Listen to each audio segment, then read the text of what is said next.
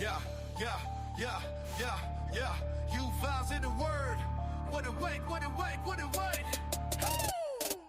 Late night creeps where the shadows grin. Juvons in the cut, let the games begin. With a flick of the blade, we dive in the sin. It's a marathon groove, not a race to win. The clock don't sleep, the knives don't pause. Chasing thrills, no time for applause. The world spins mad on Juvon's claws, where the edge cuts deep in the night's gray jaws. Sit and spin under the neon glow.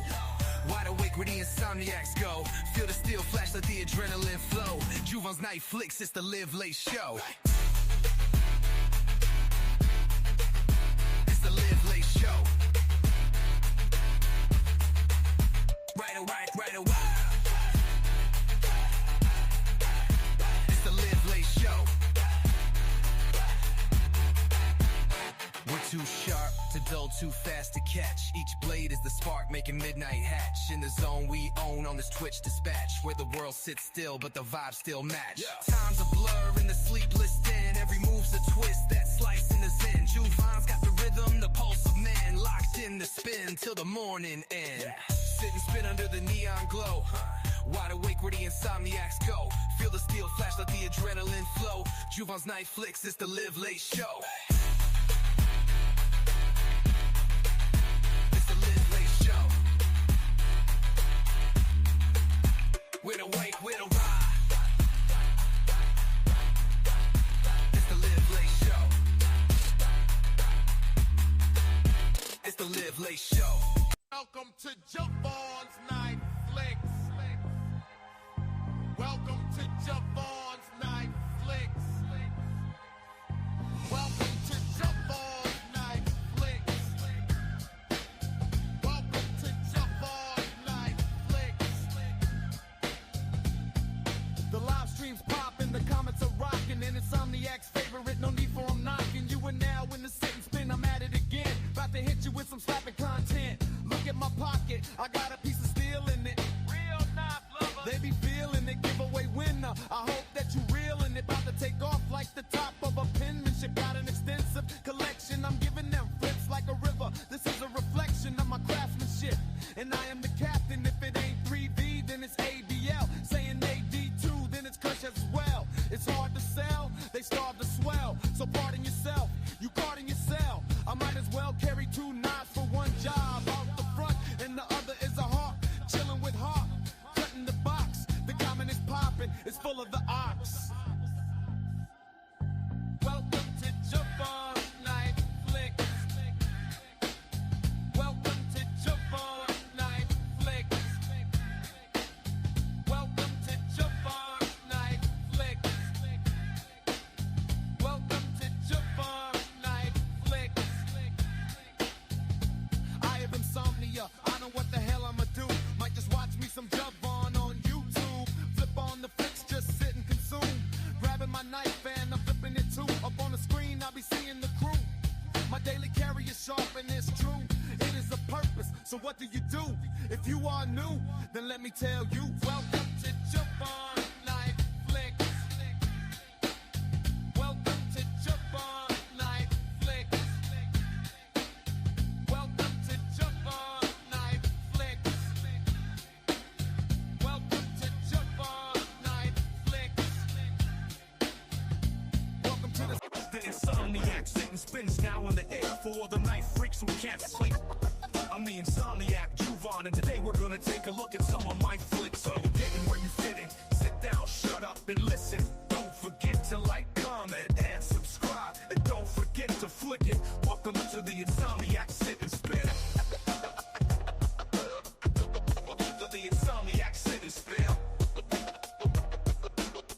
Welcome to the Insomniac sit and spin.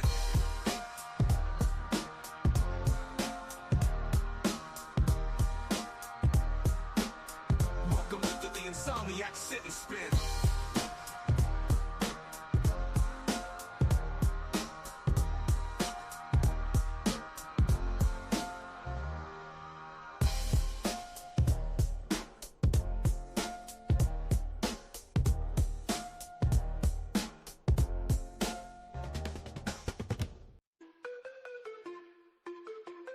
Play. Late night give a dog a bone. Grab a snack, sit right back and never be alone. It's time for Insomniac, sit and spin. A knife live stream and a gathering of friends. Insomniac, sit and spin is about to start. So come on in and do your part. Juvan's Night Flicks is the channel you seek for new knife reviews and a show every week. Fight, fight, fight.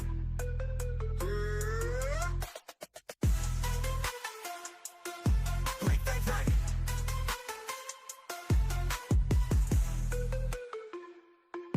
Fight, fight, fight. I went out because we laughed a little bit, but are you high on cigarettes? And when that stuff runs out, you're gonna wanna make it. Are you high on cigarettes? Let's watch Juvan's weirdness and get high on cigarettes. Let's watch Juvan's weirdness and get high on cigarettes. Let's watch Juvan's weirdness and get high on cigarettes. Let's watch Juvan's weirdness and get high on cigarettes. Do you know that you're right or wrong? Do you know that you're right or wrong? Do you know that you're right or wrong? Do you know that you're right or wrong? He don't smoke them, but he loves it when you do. That's why he's high on cigarettes. And if you find him, you should light him up a few. He's getting high on cigarettes. Let's watch Juvan's weirdness and get high on cigarettes. Let's watch Juvan's weirdness and get high on cigarettes. Let's watch Juvan's weirdness and get high on cigarettes. Let's watch Juvan's weirdness and get high on cigarettes. Do you know that you're right or wrong? Do you know that you're right or wrong? Do you know that you're right or wrong? Do you know that you're right or wrong?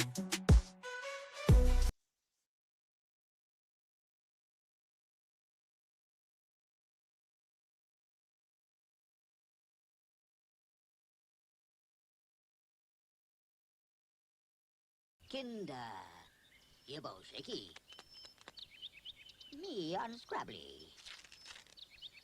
Shaka doobie, doubly shaka doobie, pop swabble.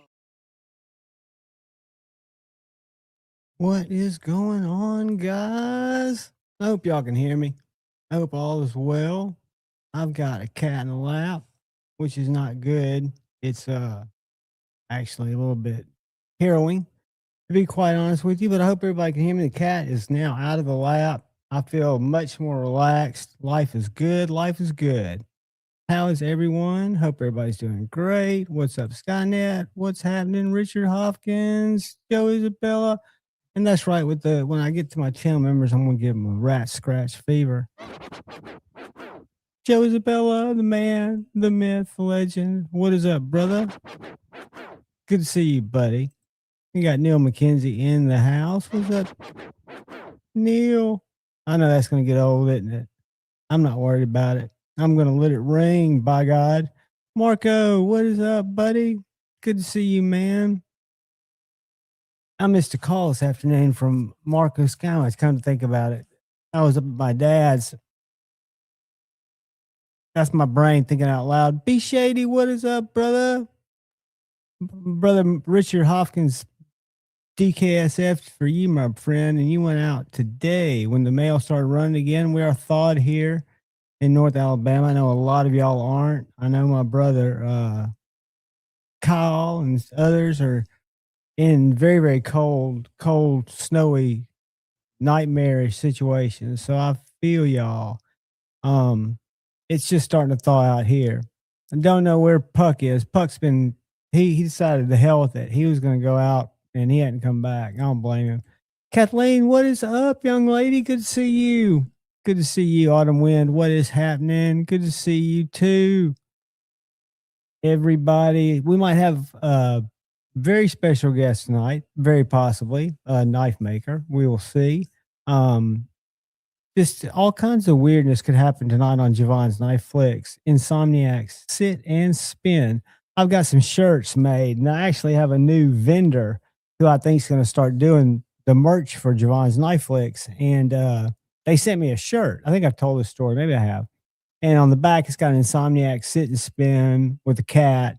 And on the front, it's got some different blade steels, kind of like this shirt, but it's a little different and it's different blade steels, right? One of them is crew wear. I misspelled crew wear.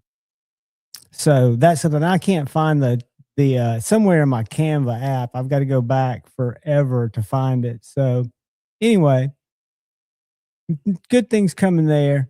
I've got to redo that shirt. If somebody's got it and you see that it crew wear spelled wrong, that's a special edition. You should be stoked to have it. No, but it should be a good night. I'm looking forward to it. I hope my voice sounds okay. It's been a little scratchy. Seen vertical. No, there's two going. So what's up, Henry Christopher? What is happening? Welcome, welcome, welcome. So what's up is StreamYard has this thing where when you set up a stream, you have to choose horizontal, vertical, and like I've told you guys, I'm going to try to do verticals on Tuesday nights to draw in new viewers like Christopher. And they've also got this choice where you can go, I guess they call it Mars Portrait, which you have both a landscape stream, and this stream's running two ways, vertical, or you can watch it normal. What's up, Shane? Edge American Blades. What's happening, buddy? Let me pull this off the screen. Hold on a second. Remove. Oh. How are you, buddy? I'm good. How are you? Dude, I'm doing fine. I'm doing fine. Just chilling. I found a Medford out in the wild today. In the where in the wild? Like a store? No, tattoo artist from Birmingham. Was carrying it? Yeah. When I went to the hot rod shop Friday night, I sharpened knives for like 2 hours. And I sharpened his Microtech and got it where it would shave. Microtech OTF. Do you put that on your system or do you do that freehand? No, I just did it on my work sharp with my Beneve stones. Gotcha. So he brought in a Medford today. It's just shocking to me when guys who aren't necessarily, well, they're knife guys, but they're not knife community guys. Right. I'm pretty sure it was an infraction. Isn't the infraction the one that's got the 3 scallops on one side? That's the infraction. Flip it over. Let me see the other side. Then maybe it was very Praetorian? thin.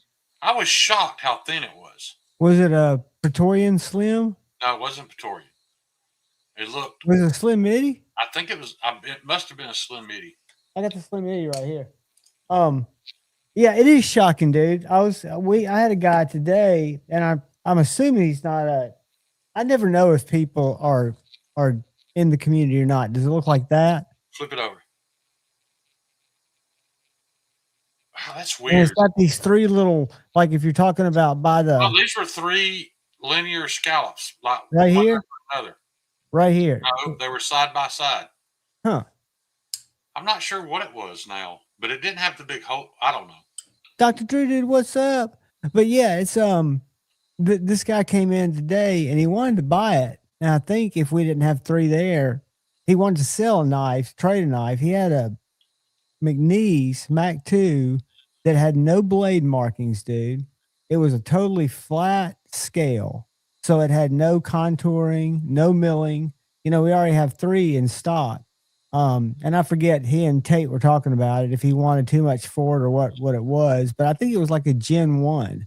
I don't know what the early McNeese looked like because Tate didn't seem to have any thought that it was a fake. To me, it just looked like a McNeese without any markings on the blade. I think it had a little USA flag, and the scales were 100% flat, except for some wear that this guy carried it. It was his user. This guy also had a Freeman custom. Ooh. David Freeman from right here in Ohatchee, Alabama. I didn't even know he existed, man. But that dude makes some very high end custom folders. Well, was it a fixie or a folder? No, they're like titanium frame lock folders. Isn't it amazing the talent that's just right around? Yeah, I mean, he's literally 15 minutes from me. And what's his? I'm gonna go to YouTube and I just guess see. David Freeman custom knives, something like that. It's not the same. It's not the Freeman that you've got though, right? No, it's not Freeman. That's Freeman Outdoor Gear. Freeman Outdoor Gear. Yeah, this guy, I'm pretty sure it was It's David Freeman. Freeman. Let's see if he's got it. It really gave me a lot of Edgy Blade Works vibes, other than the blade shapes, but just, I don't know, just his material I'm gonna choice. share and you tell me if this is him. I think this is it. David Freeman Knives. I can't see it. That sounds right, yeah. Let's see what we got here. But I think they go up into the, couple $1,000 range. I'm following him. Yeah. He's just right here in, not Ohatchee, Asheville. Literally 15 minutes from here. Does that look like his knife? Yeah. Okay. He's got some a lot fancier than that, but. Oh my God. Yeah. I mean. Yeah. DLC, or is that some kind? Oh, look at that blue. That's like, yeah. Yeah, that's beautiful. I think the blade's gonna have that same blue. Yeah. Kyle owns one of his knives. He said he started. Kyle, we don't listen to anything you say, man. Well, he's like 15 that's nice stuff. He's like 15 minutes from me. I had no idea, Kyle. I think, actually, now that I think about it, I think you told me that he was really close to me, and I forgot. Man, I mean, his stuff is like breathtaking. Yeah. It's wild because, like, I'm following him, but consciously, I don't think about him. I think it's only because I hate it here. sorry, Kyle. Now I've seen that knife. That was a Tuya. See, what's funny is what you guys don't like when these custom makers make a knife available. Now I mean, granted, that's an abomination when you look at his real work, but still, he's just never been on my radar. Not that he cares. He doesn't need to be, but what beautiful, beautiful. Yeah, Man, it's almost as cool as Kyle, do you have one of his customs, or do you have that concept voodoo? Is that what this is? The voodoo? I think that's what it said. Yeah, the voodoo by Tuya Knives. I don't think I've ever had this one. And I get a lot of Tuya. David is very, very kind to me. Kyle has a custom.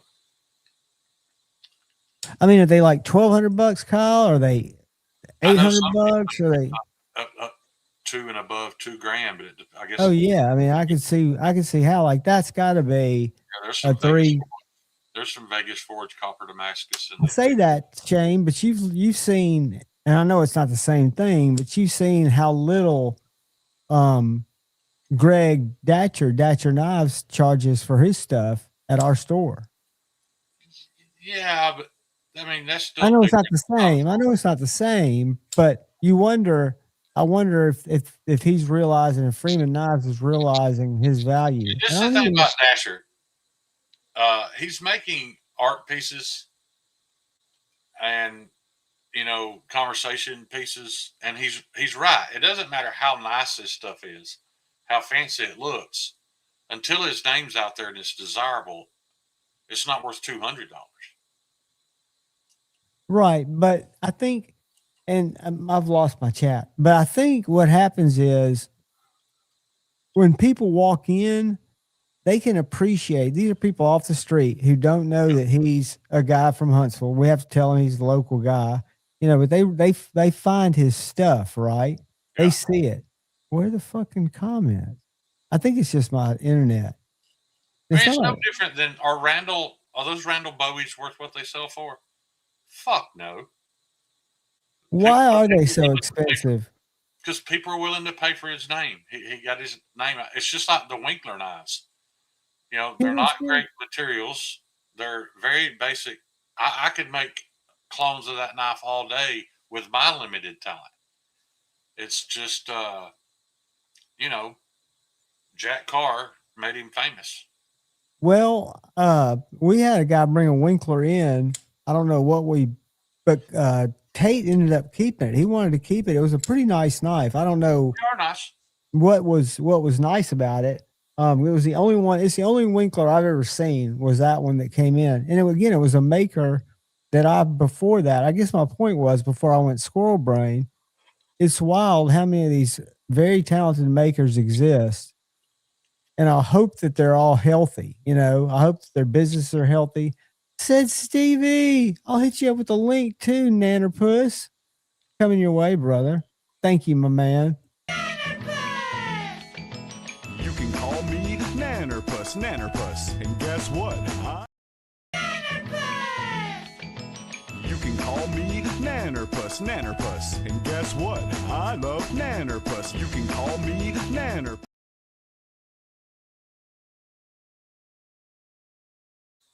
Yeah, but the thing people don't realize about Winkler, that dude made props. He made all the tomahawks for Last of the Mohicans. He made props. And cheers, Joe. I hope it gets better, dude. I hope you get relief from that at least. And Jack Praying Carr for you, was highly dude. impressed with his props and had him make some real shit. But I'm not bad-mouthing Winkler because I feel like his prices are still at least somewhat fair. But yeah, I've never. I want to say without Jack I Carr, don't even want to guess at what this was like an 8-inch blade that was kind of a trailing point. Look, is what if I remember it correctly. Yeah. If I remember it correctly. Richard, I have not had a chance to get to the shop. It's supposed to be in the 40s tomorrow. I'm going to head there tomorrow. Stevie, if you get the chance or if you're where you'd like to, you are more than welcome to join, brother. I'm sending this to you now. I need to just send it out to you and Maddie. I need to send one to Maddie too. Because again, it's just a hang. It is just a hang. And the reason I do the portrait too is to bring in new people who might want to hang, right? I think it's fun. They can come in, they can clown on us. As long as they're civil and they're not, spending any more crazy than the shit we do. It's all good. The more the merrier, right? Isn't that the spirit? Where's Maddie? Let me send him. But so Shane, it's been too cold, right, to do anything, I would think. Yeah, and I know that's not an excuse for going and picking a knife up, but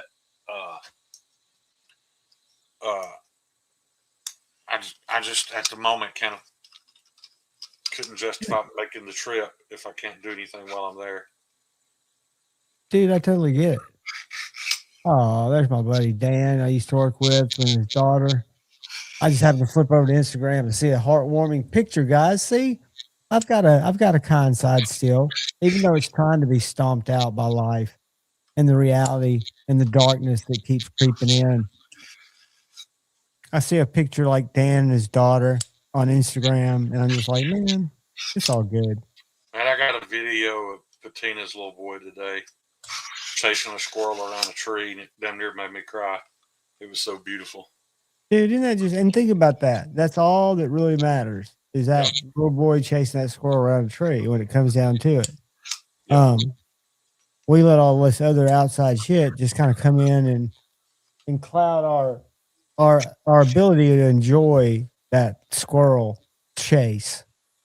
Yep. The only thing that'd make it better is if the squirrel turned around and started chasing the little boy. Yeah.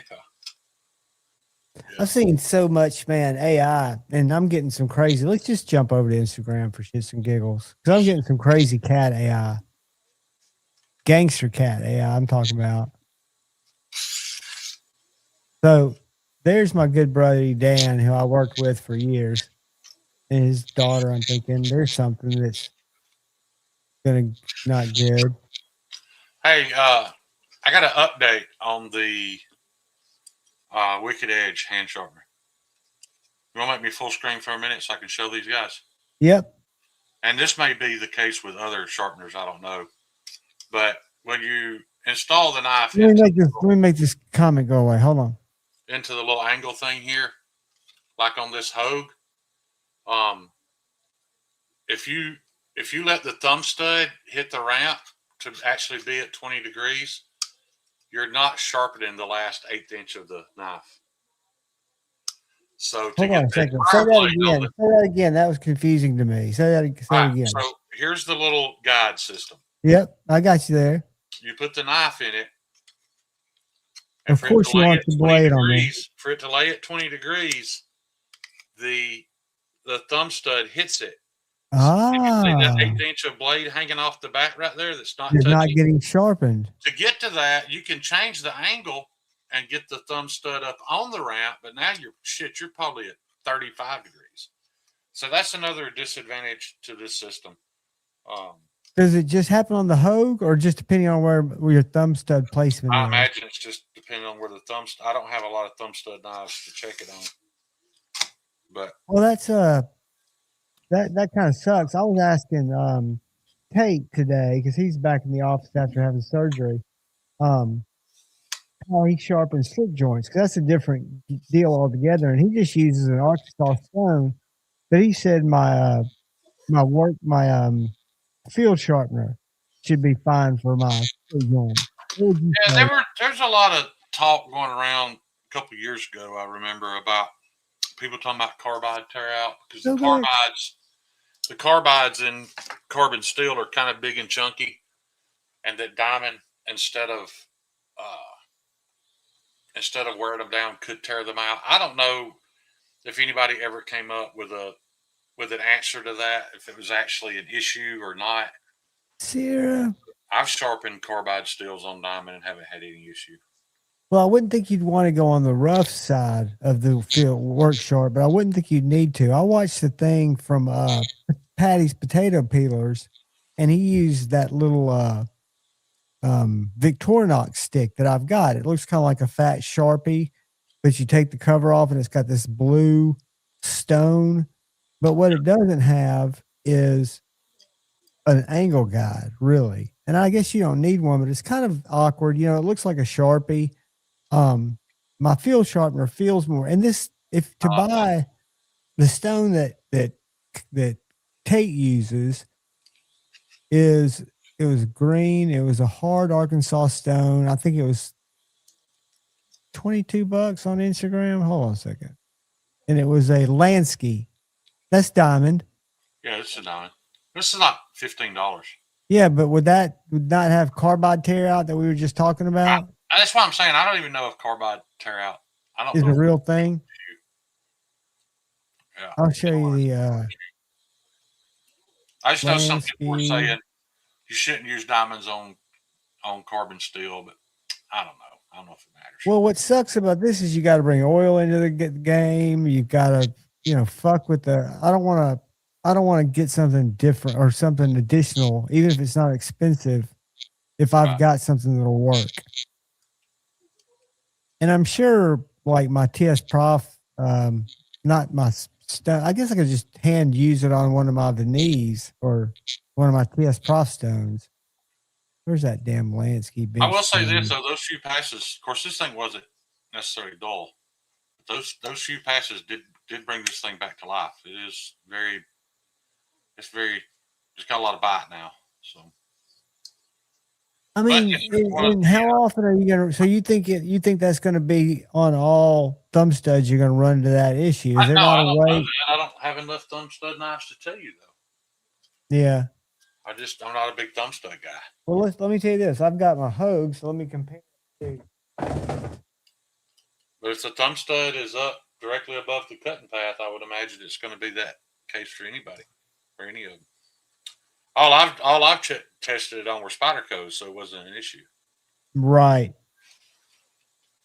Now they've got a soft and a hard. The one that he's got is a hard, and for some reason it's got terrible reviews on Amazon, or it's only got 3 stars. But this is the stone that Tate uses for slip joints, and he sharpens a lot of cases. Yeah, but that's not sharpening tin. You can do that with anything abrasive. You could do that on sandpaper. But like a case, that's what I'm talking about. For like a case knife, like, and what's the difference in a soft and a hard? I know the soft will pit faster. I don't know. I mean, soft dark. It's 203.50 grit, Yeah. as opposed to hard's probably a higher grit. You got me. Using exceptional fine edge. I mean, this is the one and done he uses. I'm not I don't buying a know. bunch of Arkansas stones just to sharpen a couple of No. cards to shut knives with. No, me neither. Me neither. Overthink sharpening. DeKong, it's true, buddy. Well, the reason is if I overthink it, it keeps me from fucking up a knife. Not that I'll fuck it up any less by overthinking it. It's just that I'll never sharpen the knife, therefore it won't get fucked up. So I'll spend more time thinking about it, and I'll be like, "Oh, forget about it." What's I'll up, go Ryan? chase another squirrel. What's up, Ryan? And Joe, I have not yet. I haven't. I haven't had anything grab me that I want to put those on yet, but I'm sure I will.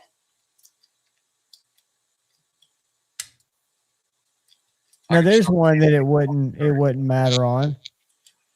I used to sharpen a lot of my knives on a 1x30. See that, Shane? Those studs wouldn't get in the way. Maybe not.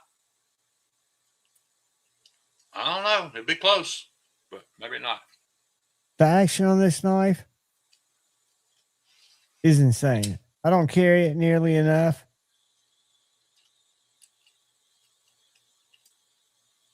But it's just, I mean, I wanted that knife so bad and then didn't get it. And hey, look who's here. I have no desire for it anymore. Whoops. Who? I always forget that he jumps in. What's up, Kyle? I couldn't let you guys sit here and talk about sharpening without joining. I agree. Well, man, I'm glad you did. I thought that might draw you out. It was kind of like what do you call it? A dog whistle. Yeah. It was a dog whistle for you, buddy. So what do you think about carbide tear out on a case? Mine's true. What's it called? TRU. True. Quality stones, you won't have an issue. So, well, I'm not talking about a quality stone. I'm talking about specifically a work sharp field sharpener. We're talking about sharpening carbon steel on a diamond plate. Yeah, there's no issue at all. Okay. As long because it's, I guess, as long as it's the quality abrasive, you won't have any problems at all. I've had zero issues, and I've sharpened 1095 and would other. You consider a work sharp field sharpener quality sharpening or not really? It's low medium grade. And again, if I stay away from the coarse side, I would assume that would be better. I remember the drama now, and the only person I remember who really chimed in on it was Steve Kalari, and he claimed that the only time he had ever experienced it happening was on factory burnt edges. Well, you're cutting through that anyways, and that's kind of the point. So GECs never come sharp out of the box. No, I've sharpened them on diamonds, on coarse diamonds, got nasty edges off of them with zero tear out. Yeah. No problems at all. What's up, Ryan? What's up, guys? Hey, buddy. I like your little reflective vest back there. You like that, man? Yeah. That keeps somebody from running over you in a forklift? Yeah. His luxury mobile home. I got two of them. You got two mobile homes. I almost made a joke. Two vests. I'm so glad I didn't. Two vests. Chito Ventura Chip Detective, what is up, brother? On the vertical stream. Hey, buddy, just so you know, there's a vertical stream and a landscape stream out there. So viewers can choose. I think the chat comes together. I don't know how it works. I'm not that. The chat does not come together. The chat comes together in StreamYard, but not for those guys. They can only see what YouTube stream they're in. Well, I'm in YouTube. I got 15. Let's go to the other. I've got 2 live streams happening. The vertical is really for people who aren't regulars, in my opinion. This is to try to attract the randoms. Right. Yeah, people get confused which one they go in. Yeah. Well, they should both be presented to you, right? If you're a subscriber. They were both presented. I clicked on one on my TV and I couldn't get chat or anything like that on it. One of them That has was when I clicked on the other one and I was able to pull chat up. the one that doesn't have a little phone icon at the end of I it didn't get it that way, pocket privilege. is the landscape. But yeah, it's just see what happens. Pocket privilege, what is up? Yeah, it's easier. So like if you're You're a regular, you can want to be see on the the majority of the chat. If you want to see the majority of the chat, go on the normal one, and then you're going to miss people's comments from the main chat. So I wonder I how. was right because I've got one of each on right now, and I'm not Oh, seeing. wow. I'm not seeing comments. But is StreamYard not pulling them both in? StreamYard will, but those people can't see that at StreamYard is, home. but Right. But my question is, I had them both up, and there's one of them that don't get chats. and you're all right, I'm sure, but if StreamYard's able to broadcast 2 streams, and in my YouTube studio, they're 2 separate streams. So I guess they're just broadcasting the same, and that's not a good. We're going back to portrait next week, guys. We've been saying that for a long time, buddy. we're all in portrait, and as long as everybody's in portrait, we can all see the chat. You're just posting the vertical, and I'm hoping it's broadcasting in the screen. To me, portrait is vertical. Whatever. Landscape is. Kathleen, if you go onto the main one, or when you hop on the Yeah, I'm stream, gonna drop the link in there. Let me just drop the link in one there. is vertical and one is standard. You want to go to the main one where the more people are, and that way you can see everyone's comments that They're not are more in one. They're about the same. Hold on a second. Let me find it. well. The Typically, you're viewers gonna are have about the same. They're equally What were you dispersed. even thinking, getting John talking about YouTube and how it I don't works? know. I'm just gonna send the link to Kathleen. If anybody who wants the landscape You don't need a view, link. If she's not in the right, she's in the right spot, or she wouldn't be seeing chat. And if she's not, she can just back out and pick it up. It's not difficult to find. you confused me already. It's not confusing. It's not What? confusing.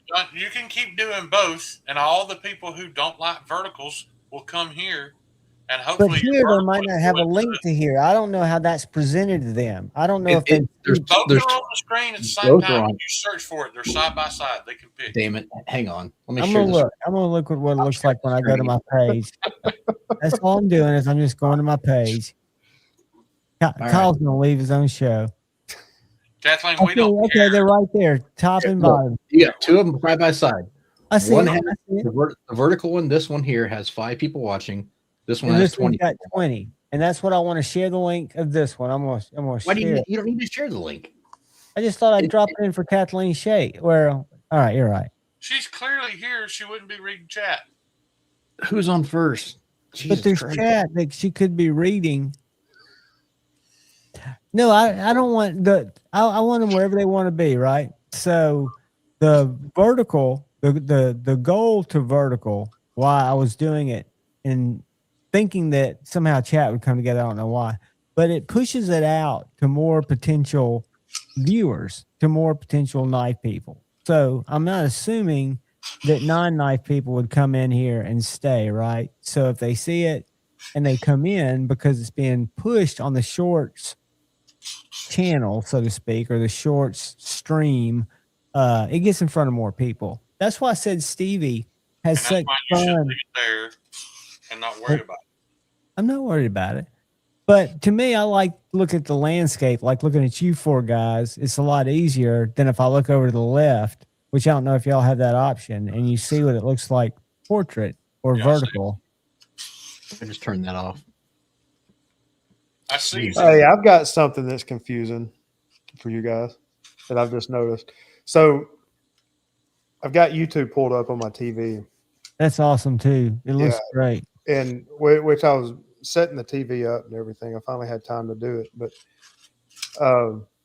so here on my computer, my screen's real like clear.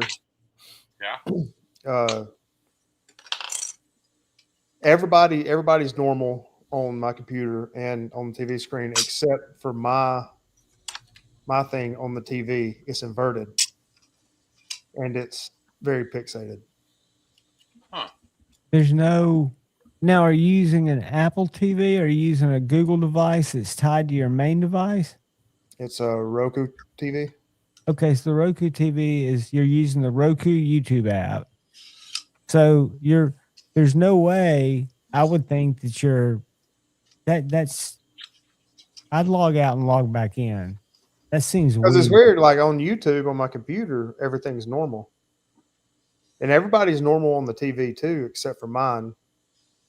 On the TV, mine is inverted.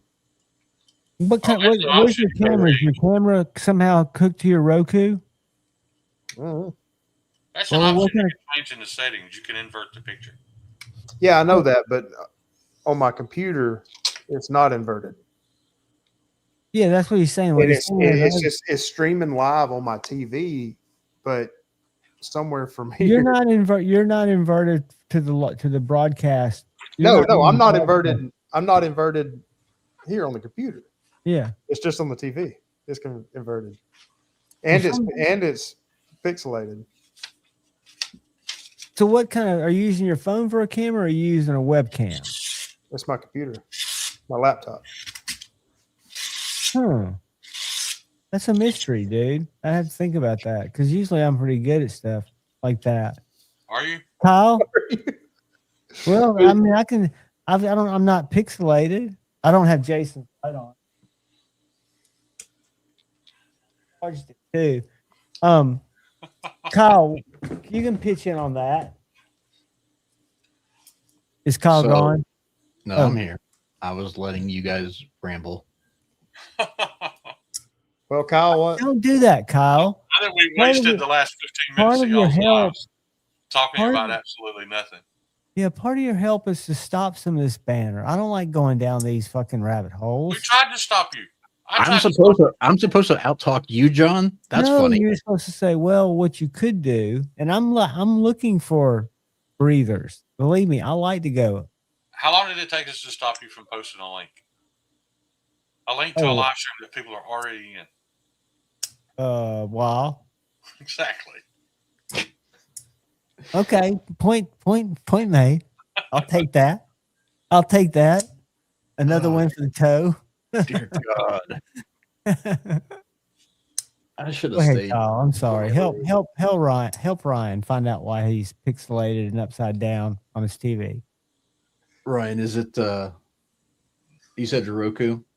Yep. When you logged in, I just realized Ryan's not upside down or pixelated. What? You're not upside down or pixelated. You're fucking with John. No, I am. I'm not saying it's upside down. I meant it's inverted. It's inverted. And you can change that right there in the settings. I'm not inverted on my settings. What he's saying is he sent me a picture of a 60-inch or 80-inch. No. Why would you ask me to talk? Yeah, Kyle, talk. All right. So let's try this, Ryan. I'm going to share the screen and show you exactly what you can try. Okay. So that way we can walk you through it and it's not. Sorry, audience. Exactly. I'm not talking anymore. I'm kidding, Kyle. That was a joke. All right. Ryan, can you see that? Yes, I can see it. Okay. Down here at the bottom right, next to the red button, there's a little your settings menu. Click that. That pops up. This is going to change it on my computer, though, right? I want to see if it changes it also on your TV. I got it. I see what you're saying. Okay. Give me it's called a second. Troubleshooting. Yeah, deductive. So I'm going to click on the gear. Is that what you clicked on? Yes. Nope. Click on the gear to settings. Okay. Then you're going to go down to the next one that says camera. Okay. Yeah. And then right under the camera you can pick mirror my camera. Click on that little icon. Yeah, I clicked on it. Okay. Then you should back out into your main section here and see if it changes on your TV at all. Kyle's soothing voice should have helped you through that. I'm sure he worked customer service before. No, if I work customer service. I can't see me. Kyle's talking on the TV screen there too with his comment. Oh, well, there. Smart ass. Is that better? Hey, hang on, the TV's lagging, I guess. See, I'm trying to think why your TV is communicating, even though it's Roku, unless you've signed in to your Roku account Yes, I've signed in to YouTube through Roku. through Roku on my TV. Yeah. Correct. Maybe after we've done this a couple of months, we'll know what we're doing. All right. So now, And Ron, why do we care if you're pixelated when you're sitting there looking at your 100-inch? Yeah, see, TV? now it won't. Hang on a second. I wonder if I can do it up here too. No, I can't because I'm not using the TV as a camera.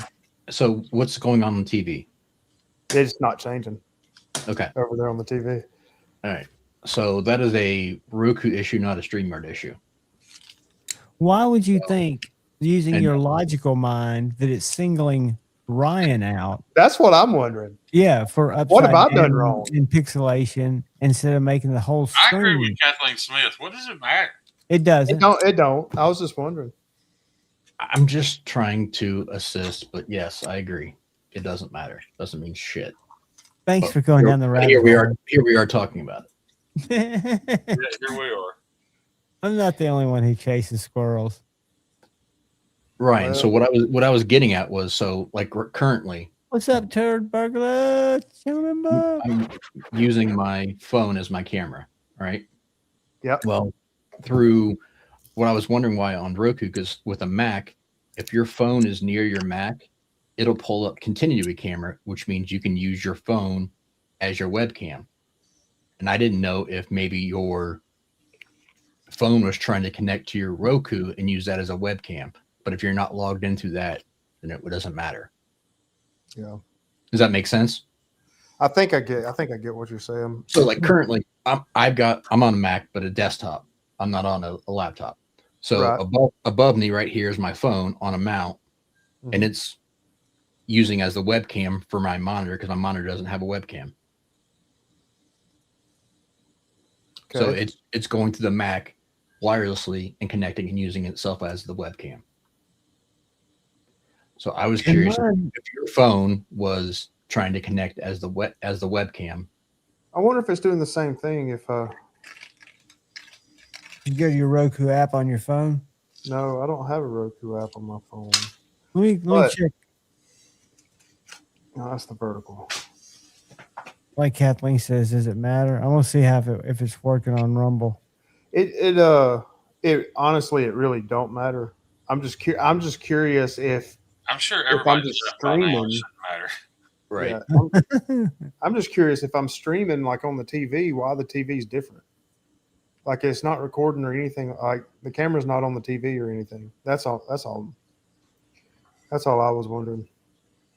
Hello, Look at Terry. this. Welcome to Troubleshooting 101. Why we do all kinds of things in Insomniacs. Sit and spin.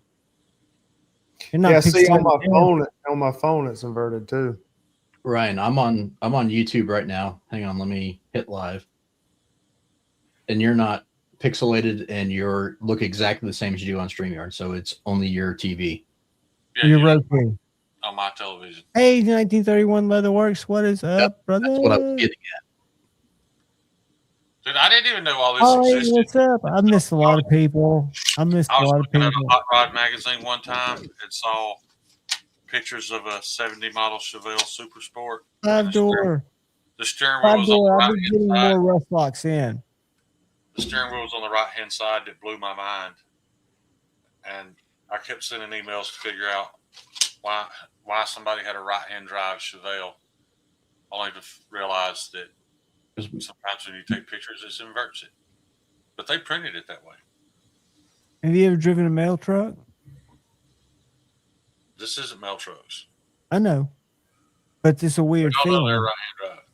You know what John has in common with the mail truck? What? Doesn't have doors on his car. Yeah. That's a fact, Jack. And I can go by and I can sling mail just like little kid on a bike slinging papers. What y'all? I can't believe that speaker still works. That speaker has been out in the rain for 2 years now. It's rocks, dude. It kicks. I think it's got better bass. I think when they say you got to let your headphones break in, you know. I think I'm super broken in that speaker. That's the first thing I did with Ryan when we pulled up When to you your think house. about Jimmy Page's speaker, and he kick it, you son of a bitch, squirt heroin on it. Mm, Joseph S., what's up? Welcome to Insomniac. Sit and spin. So much for rabbit holes. That's what's fun Door, about I'm it. glad you're here. I haven't told this story to Kyle yet, but I had a dream, a very long, vivid dream, that you and Kyle were on a podcast and you were talking about your prior military service. And in the dream, I kept thinking, that's not at all what I pictured Five Door looking like. And I had no idea that Five Door was like a, you know, special ops soldier and all this stuff. And then I remember being shocked that Kyle was on screen interviewing you. And then I woke up and it was that Rob O'Neill interview was playing on my television. But in my half asleep mind, I replaced Rob O'Neill with Five Door. And I replaced Thank God. And Man. I replaced Andy. So I'll be Andy Stump, and he can Yeah, be I Rob replaced Andy O'Neill. Stump with Kyle. That's- And yeah. Dude, speaking of which, did you see that interview with? What was crazy is how realistic it was. Like That's in my so sleep, beautiful. I was just amazed that I was hearing all this. I'm not going to dox the person, but I had a DM. I've still got it on Instagram from a good buddy on the knife community about 2 nights ago or a night ago. Said I was up. My It was boy, like 3 o'clock in the morning. And he said, "Hey, man, I just had a dream and you were in it. And you told me, why do you work so hard?" He goes, "Thank you for the advice." And he high-fived me. I was like, "Dude, I'm always here to help." And that's truth, you know. Don't work yourself too hard.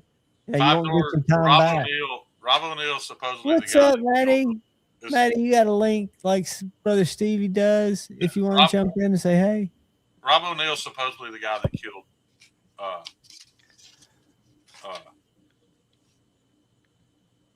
like I keep wanting to say Obama. What's it, Obama? Osama bin Laden. Osama bin Laden. Yeah, bring Dude, I'm telling you crap. what, Five Door and I doing a podcast would be absolutely insane. And it would be Why don't you probably- do it? You've got the platform. You can use StreamYard.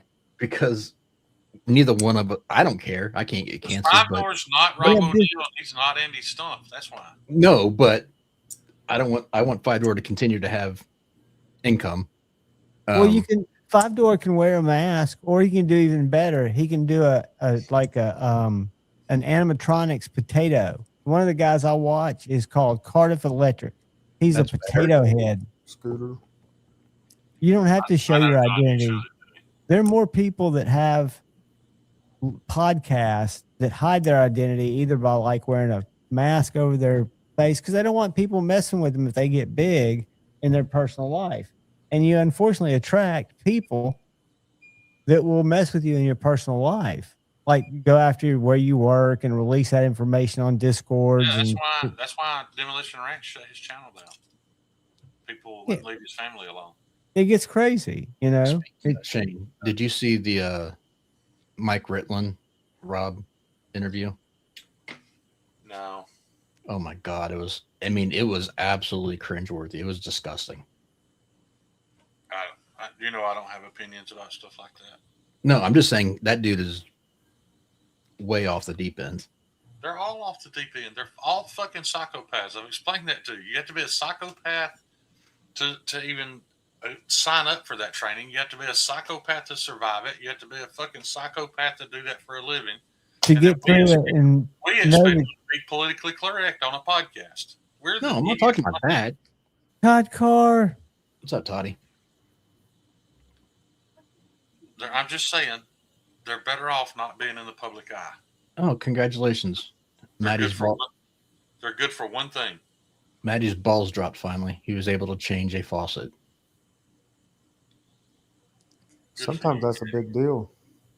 Brandon Some of these Spencer, people- why do you say ready to ship when you were picked up today? Did you get an email today? Who? Brandon. I No, got a bunch of emails today. I just fucking doxed him. Nobody. Kyle, you got your package, didn't you? You probably Not, haven't gotten out to get it, but it got delivered. Kyle got his package. I don't know if it's gotten delivered or not because my mailbox is. Gunner Snow. It got I'll turn that delivered. camera down a little bit. We'd see if he's got a package. So your liners are there. I know you can't get to them. It's the last thing that you care about. But for some reason, Look a at that belly. package that I shipped today that was picked up today, finally, after the mail finally came, is showing in my system ready to ship when I know it's shipped. Y'all sit tight. My mailbox is completely covered with snow. You can't even see it. Talk amongst yourselves. I'm gonna mute my mic. Wow. We found a way to shut him up. It's kind of scary. Don't say anything when he comes back, because if he forgets, it's great. So why did he mute his mic? I don't know. But I'm not asking questions looking gift horse in the mouth. Oh. Anyways, how are you fine gentlemen doing now that we got a little bit of a breather? Oh, Shane left. Shane is frozen. Shane gone. How you doing, Ryan? Man, doing good. So I sent some mammoth to Steve Dumchkus. Okay. Or however you say his last name. And he got them glued on, shaped and everything. He come back a few minutes later after eating lunch, and they had warped. Did he grind them too thin first before the adhesives stuck, or what? He said he wasn't sure. He said it's the first time this happened to him, and so he's going to have to reshape them. I sent enough there, so he's got enough there to make another set. So that's what I would think, honestly, is if he got them too thin before the adhesive stuck, it's kind of like wood. When if you get it, too thin on one side and it put water on one side or whatever, then it's going to bend the opposite direction. Right. So if he didn't have enough thickness there, then it probably wouldn't grab. Welcome back, Sunshine. So the weather has a lot to do with it too. I don't know what's going on. Wi-Fi has been spotty though. Yeah. What about this? Oh, got another guest, John. Unmute. Y'all welcome Mr. Gary Creeley from Creeley Knives. What's up, buddy? Hey, Gary. Hello. I want to introduce you to people on stream. I didn't know if you were going to be able to jump on or not. I've got Kyle Coonley, the top center, Clean Work Sharpening. Fantastic source of information and controversy for me.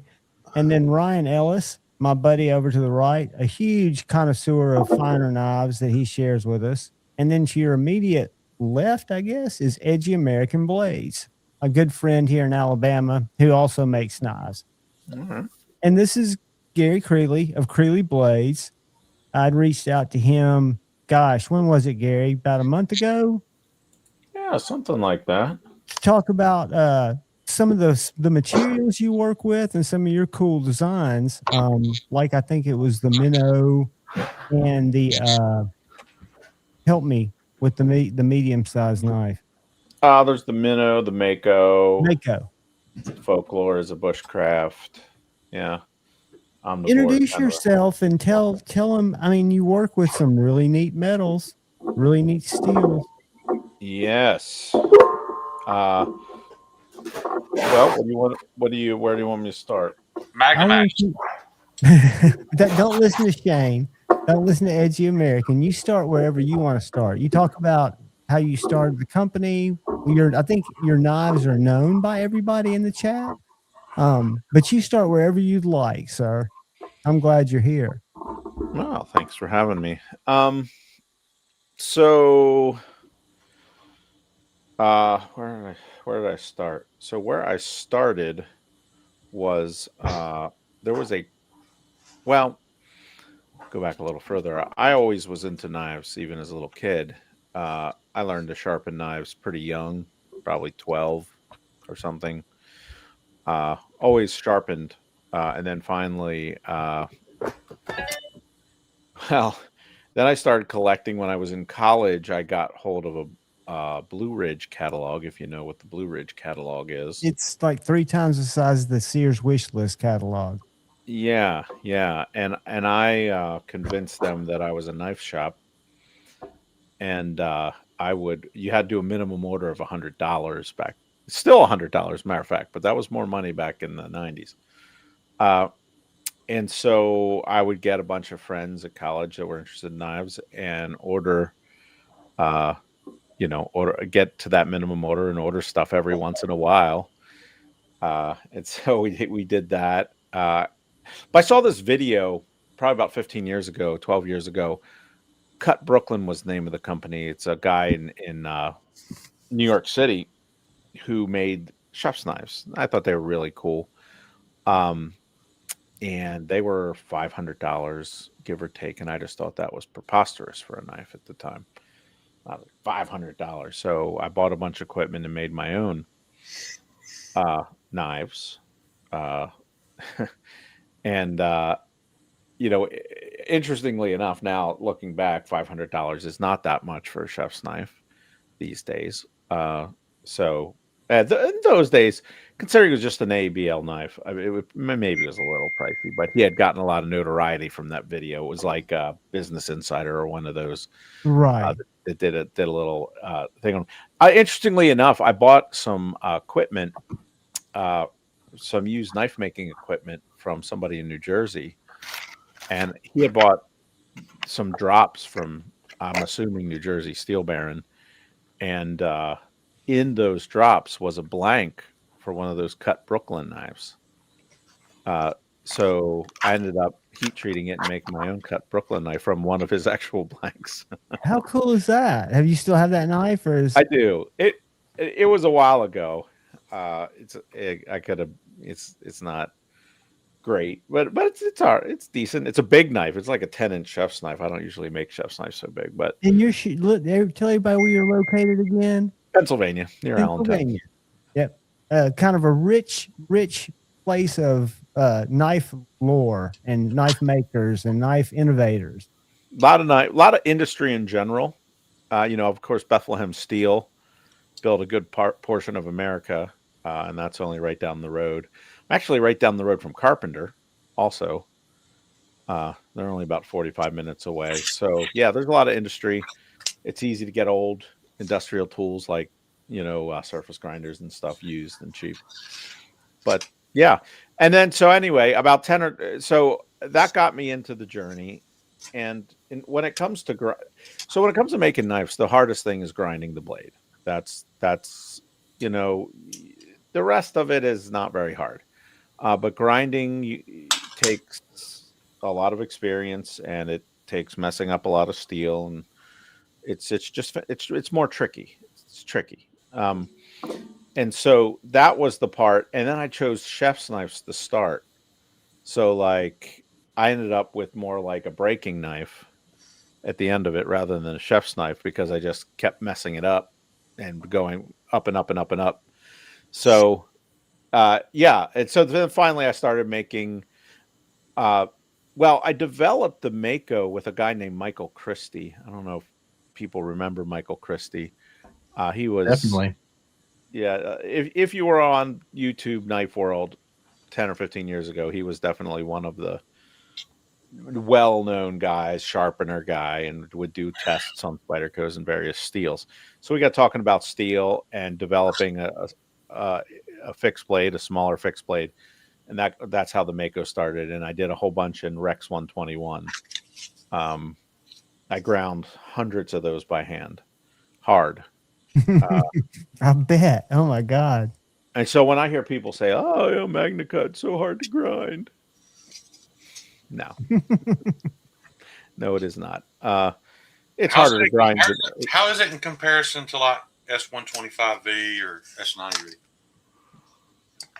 Honestly, in my opinion, I think if you're using the right belts, Rex is actually a little easier to grind than those, because the chrome in those other steels make it a little more gummy and make it just a little more difficult to grind. Yeah. Yeah. We don't grind. I grind certain models in house now, but the Mako and the Minnow, I don't. I have them ground by I'm gonna Larkin. real quickly. I'm gonna show the Mako, if you don't mind. Yeah. It's off the website.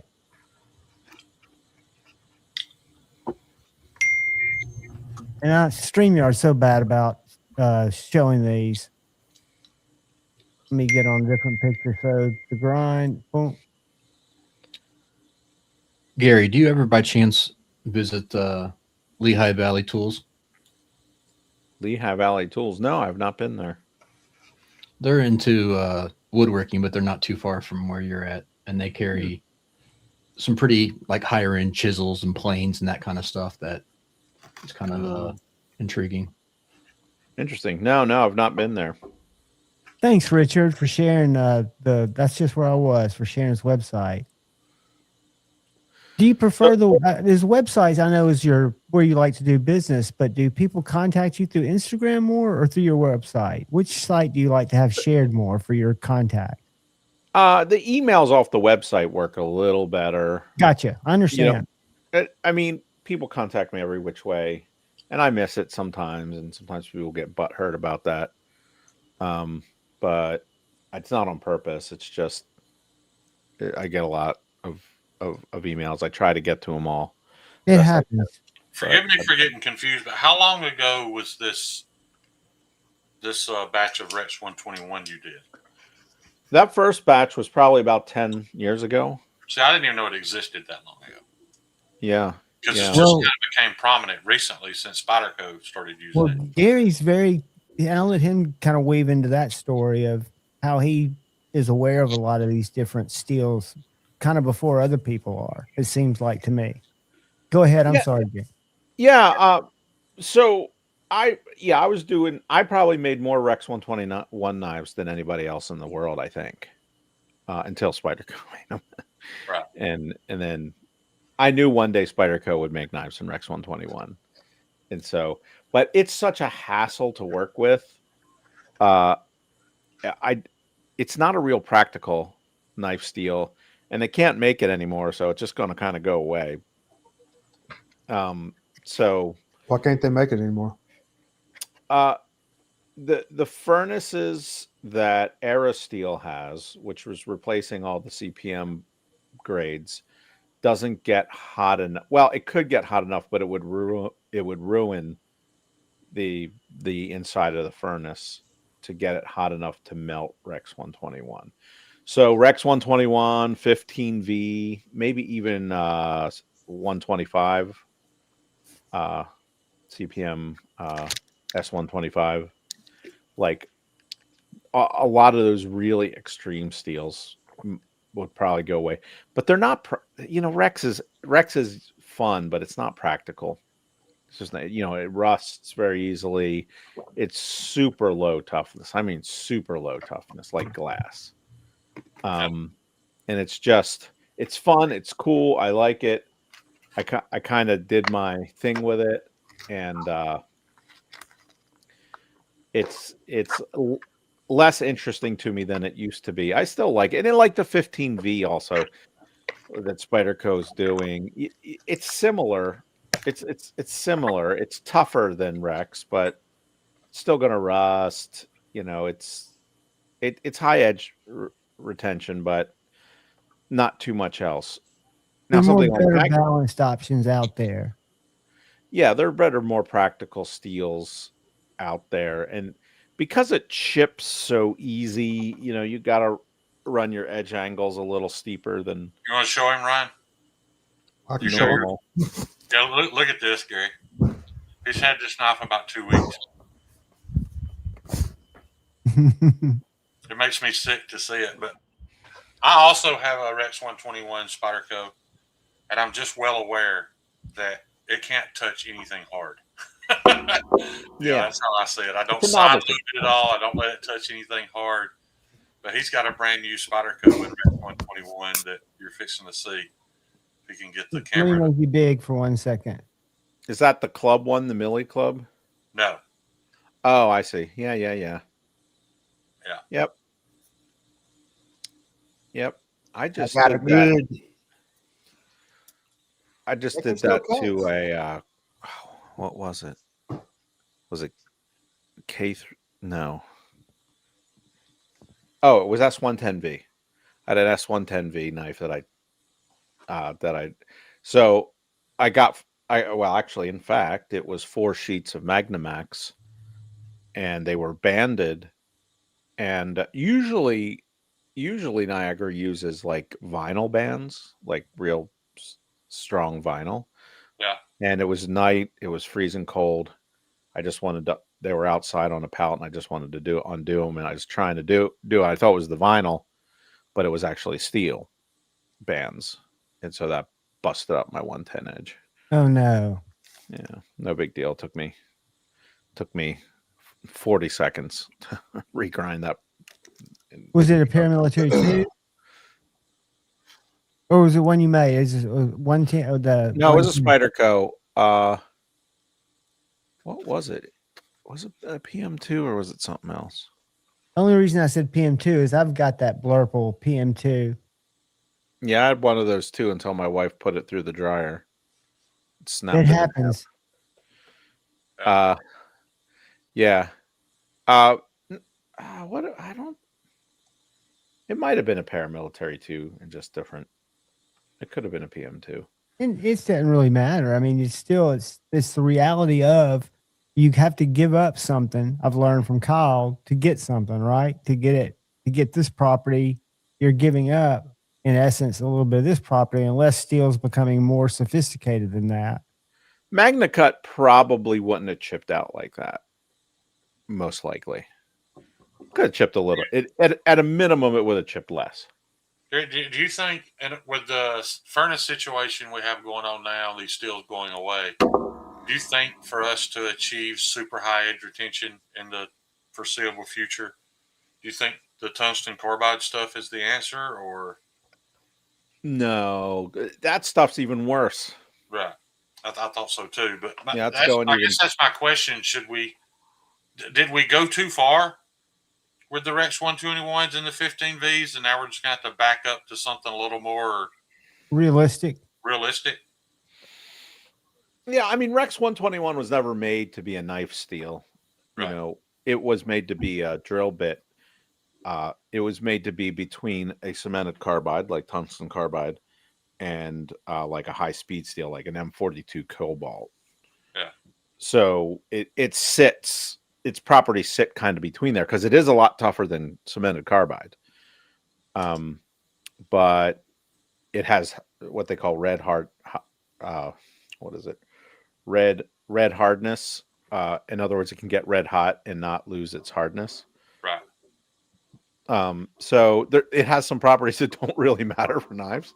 I thought it was really odd. Cabot, I don't know if you know who Cabot is, but they're a high-end 1911 manufacturer. Just a rich guy's toy brag firearm. Careful. Really.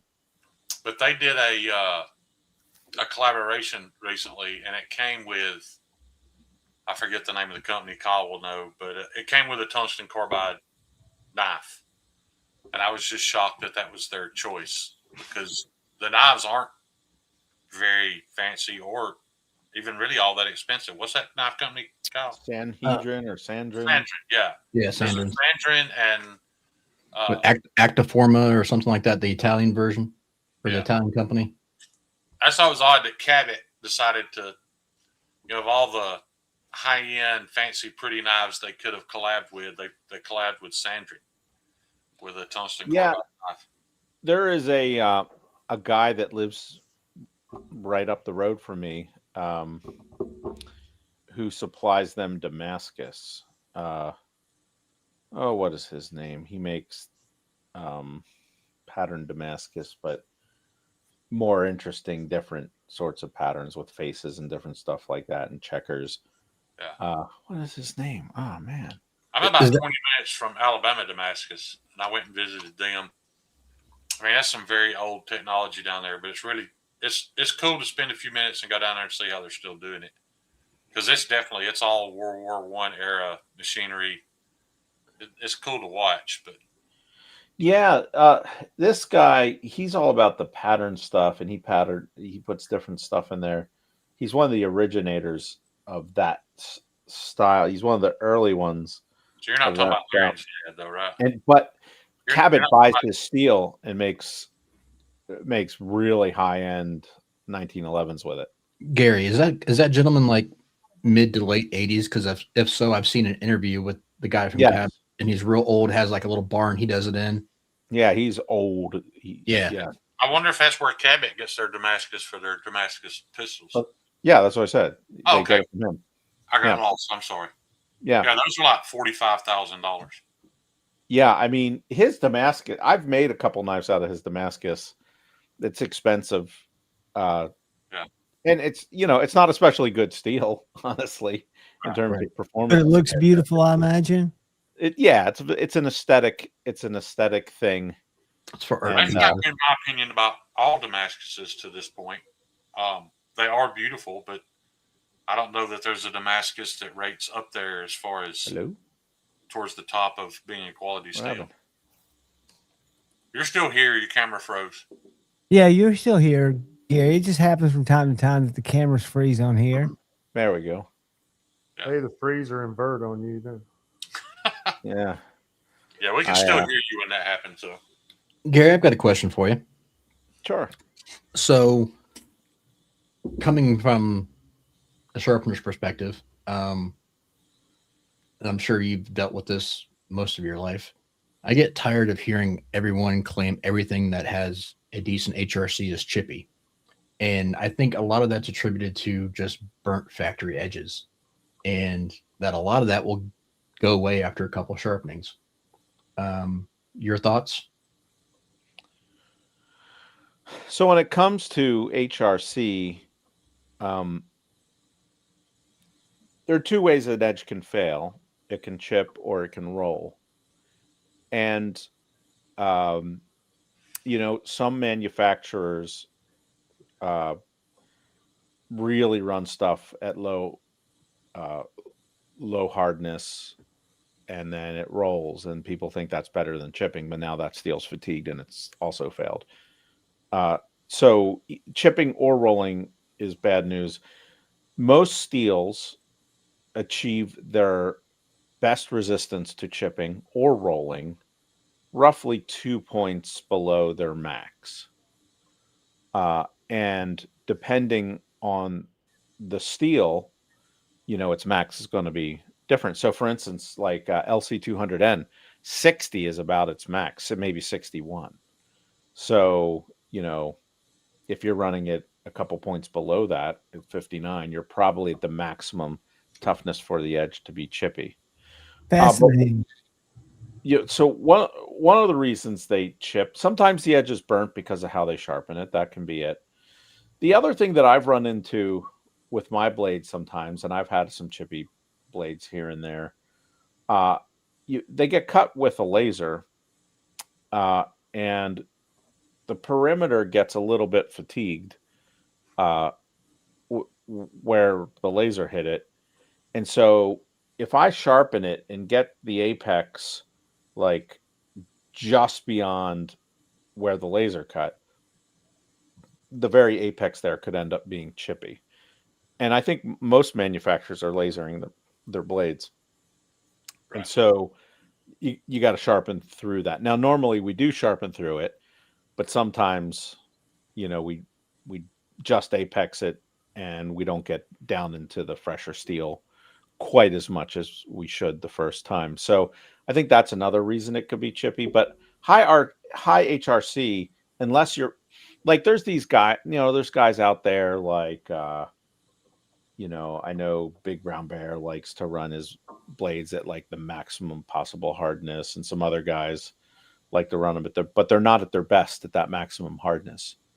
And that's fascinating to know. I don't think a lot of the community knows that data point that you gave about 2 points below to make them really as hard for what they're intended to do, not roll and not chip. I think a lot of the people in the chat think, well, if that's what the chart says it should be, anything less is not delivering the best quality. And I agree. I think what you said is fascinating and insightful. Well, Gary, what I was I appreciate all your comments. What I was getting as just the unfounded persistence of everyone thinking that every new knife steel is chippy because it runs harder than what, previous steels used to, when it's in fact not the case most often, but it's either A, improper use, or B, burn edges are not sharpening correctly. Yeah. It's like, if you have 1095, well, that's not a good example. Let's say you had, Somebody clip that. If you had, like, I'm trying to think of a better steel that's a little lower hardness, say 1084, and you ran it at its max hardness at, like, say 62 or something like that. That would be much more chippy at 62 or even 60 than MagnaCut would be at 62 or 63, because MagnaCut's a good bit tougher, or even 3V. So yeah, it has to do. HRC is not the only reason that it's chippy, and just because it's a modern steel doesn't mean it's chippy either. Some of these modern steels are extremely tough. Some of them are chippy though, like the ZDP 189, for instance. That's a pretty chippy type steel. The 110 S110V. Now, what's interesting about Magnamax that's coming out is that it's got edge retention about like S90V, which is to say pretty good. It would be above M390. It would be above 20 CV. So it's got pretty high edge retention for a stainless. That's almost as high as it gets without being whatever. It's highly corrosion resistant, and it has toughness about like a K390 or a 10. It has it has toughness closer to like an S30V. Not quite as tough as MagnaCut, but a lot tougher than S90V. So I think you're going to be able to drop that edge angle and get really high performance out of it. I think it's a pretty exciting steel. I predict that it will be, MagnaCut hit at the time when COVID was going strong and people were going crazy buying knives online. Yeah. Like knife makers, True. companies, we could not make knives fast enough at that time. So it kind of had some, extra accelerant on it. But Magnamax is a better steel for like small knives and folders than MagnaCut. MagnaCut's good for like a bushcraft, a bigger knife, hard use knife. This is more edge retention, and most people actually mainly care about edge retention, even though they tell you they care about all these other things. They don't. They care about edge retention. Yeah. So I think it's going to be a big deal. I was graced with Niagara sold me 4 sheets of it. I've been trying to get. They gave me 1 sheet here and 1 sheet there, and this last version I have will be the release version of it. So it's not released yet. Have you tried in the second batch yet? I'm like so there was the first batch that CPM did. Right. Then there was a second batch that CPM did. I think I had a sheet of each of those. No, maybe I only had the sheet of the second batch that CPM did.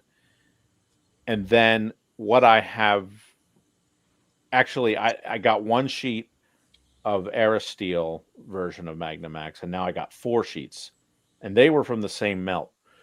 There's a big batch of it on its way, and it's the same formula as the sheets that I got. So, like, that's the version they're going to release now, because the CPM ones were different.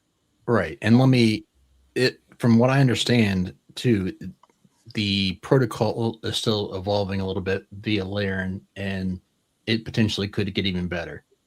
It could. So here's what's interesting. I heat treat. Okay, when you heat treat at a bigger heat treater, they charge you for each different steel. They're just like that. Right. So, but I call out the formula, like, so I want this temperature, and then a 6-bar quench, and the tempering and all that. So I spell that all out, but I run the MagnaCut and the MagnaMax the same at the same time. And what is interesting is that MagnaCut, this Aerosteel MagnaCut, is actually, I think, probably a little better than the CPM MagnaCut. Its heat treat response is a little different, but running those blades, and I've ran a number of them and tested a number of them. I have my own hardness tester, a real one. And MagnaCut with the same heat treat protocol is running about 2 points harder than MagnaMax. So this last version of MagnaCut I did is about 64 Rockwell, and the MagnaMax is 62 with the same protocol. So I don't know if Laren's trying to tweak it to get MagnaMax harder. I don't know, but I have I have the preliminary data sheet, and I asked him about it a few times. I'm like, hey man, I heat treated these both in the same batch, same oven, same everything, and I'm getting a different result. He's like, yep, that's what's expected. So it's responding, but it has much more carbide, so it's double MagnaCut's edge retention. Yeah, I saw that he had potentially looked at going all the way up to like 65 before it started dropping. So it'd be interesting to see if that's what the breaking point of it is. The first CPM batches had more carbon.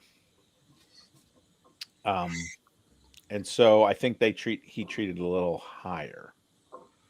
But I don't think they were as corrosion resistant or as tough. Right.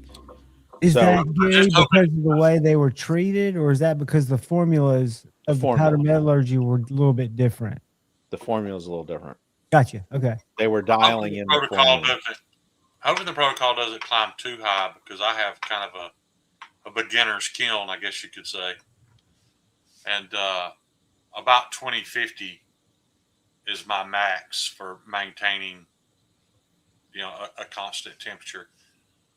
But so I'm hoping it doesn't have to go above that to do the MagnaMax. But it's gonna want 2150.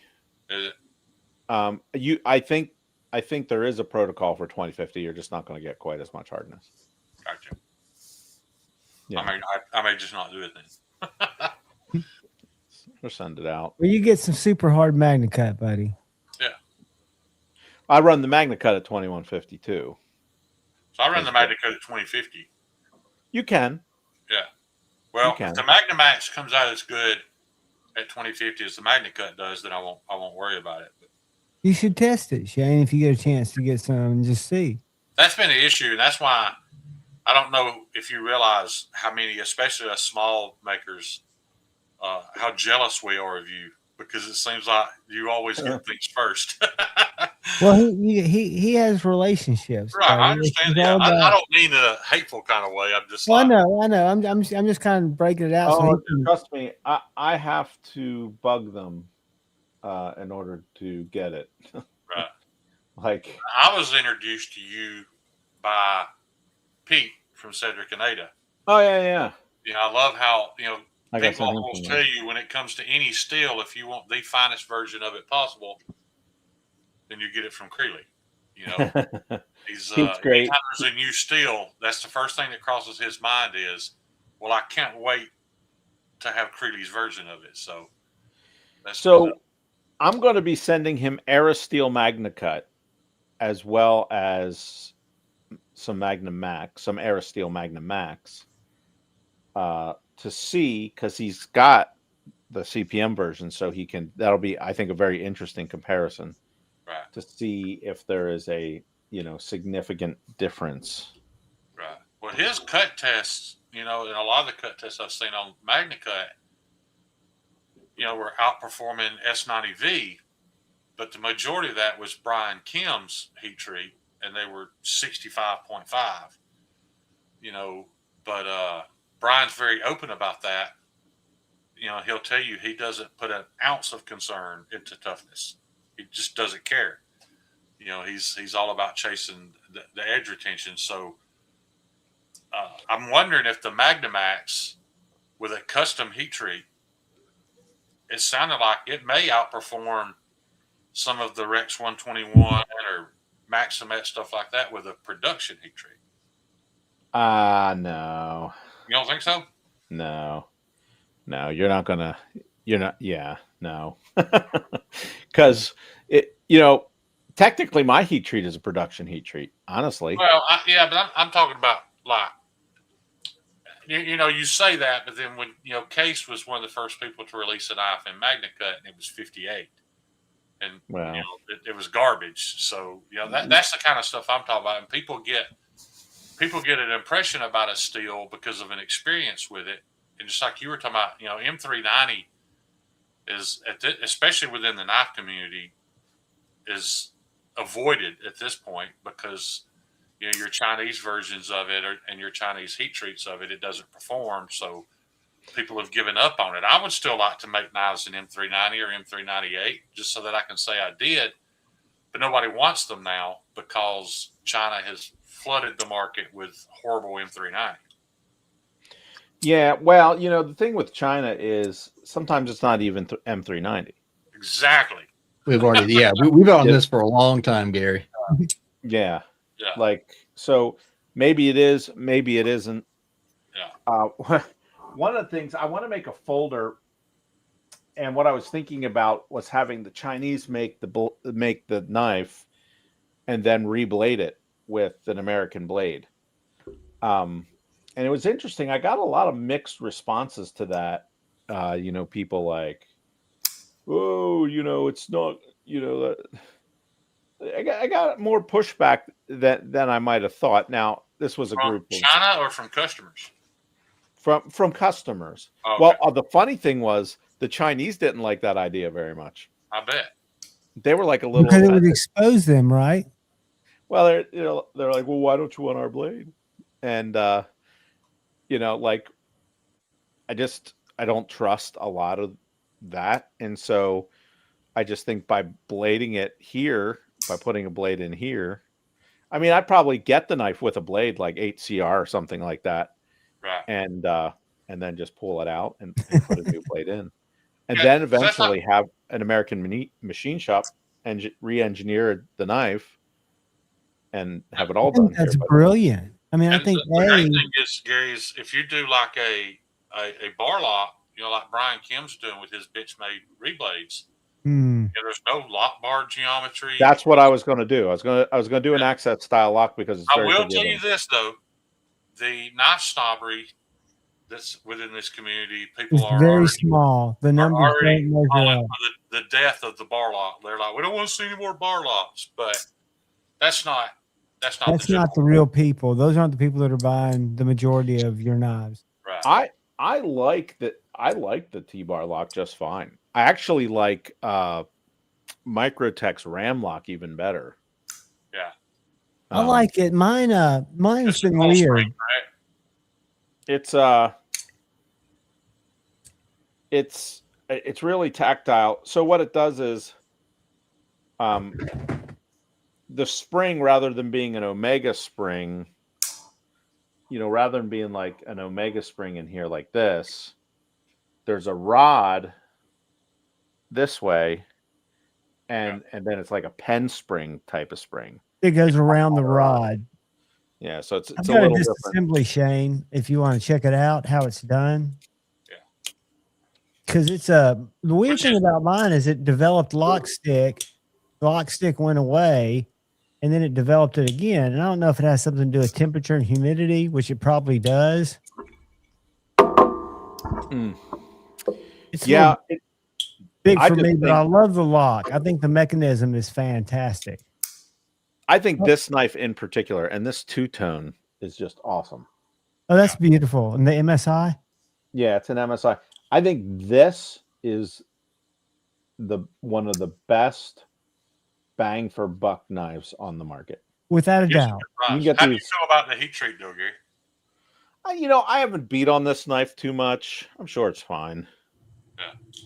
Yeah, for most of 99% of, I think, most users use the heat treat. I know Microtech's never set out to be the highest edge retention knife money can buy. I get that. And, if I were to own one, I would know that up front and wouldn't care. I've bought two radically different, the Ramlock Stitch and my Gen 3 Ultratech with zero blade play.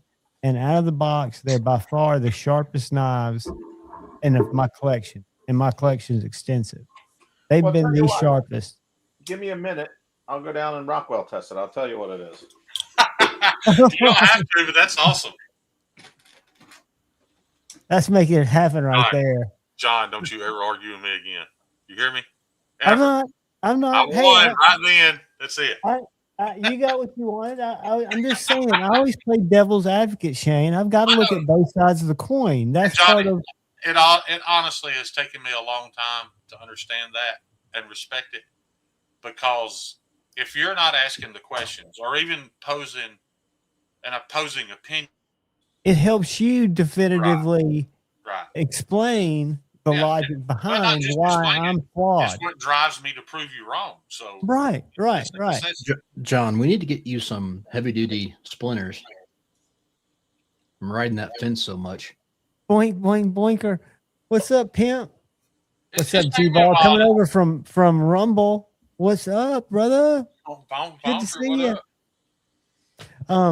Man, I think it's just so cool to have. I talked to Gary on the phone, and he gave me so much time, and wait till he talks about, if he decides to, about the people that he runs with. Because what I would say is, I would look at that shark lock. If he's thinking about a lock like that for his folder. I think for me, I love the Ram lock. My hand's a little bit short for the Ram lock, but that's a personal problem. But I think the shark lock is, out of those type of lockups, which I think are all pretty easy to maintain once you get the mechanism figured out. I think the shark lock wins, in my opinion. Can we take guesses? Wait, before Gary goes, let's take guesses. I'm going to guess 59. I'm going 60.2. 60. Around 61 to 62. Hey. Better than I thought they would be. Absolutely. Hey, that's strong. That's M390, correct? MK. Yeah, MK. Okay, so MK3, M390 is just M390. Right. And I was being sarcastic about the MK part, but now, I can't get too crazy because, Tony might want to sue. Allegedly, so anytime you run a steel, when you do batches of steel, they're never exactly the same from batch to batch. There's variances. Yeah. And there's a spec, and there's some steels on the high part of that spec and the low part. And allegedly, they pick out a particular high spec on the carbon side or something like that. Okay. So, whatever. Yeah, I like that steel though. I've always liked M390, 20CV, 204P. Yeah. All those variants. I believe that was originally a Latrobe steel. Yeah.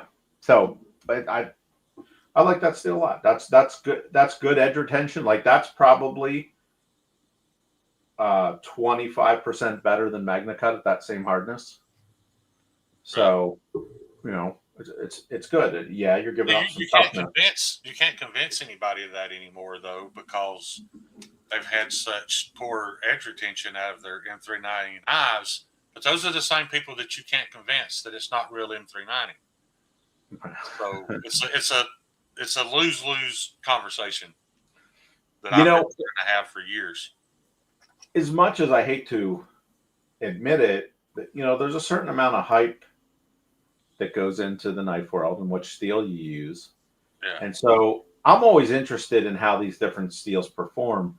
But I also realize that there's a business play there as well. Absolutely. That, you know, people, I can make knives in whatever, but why would I make a knife in 1095 when I can make a knife in MagnaCut or Exactly. MagnaMag? Is Joe still here? So why is Tops and all these other companies, even if they didn't want to step up to a high alloy steel, why I think they missed a golden opportunity to up the price by $50 a knife just from making it in Pro Cut. But couldn't it be because their buyers are so used to that steel that the education level? I've been using a lot of Laren's Pro Cut, and I'll tell you from a maker standpoint, it makes knife making enjoyable again. Like, because I've been using mostly, MagnaCut, S90V. So I tried this Pro Cut stuff, and it gives the Pro Cut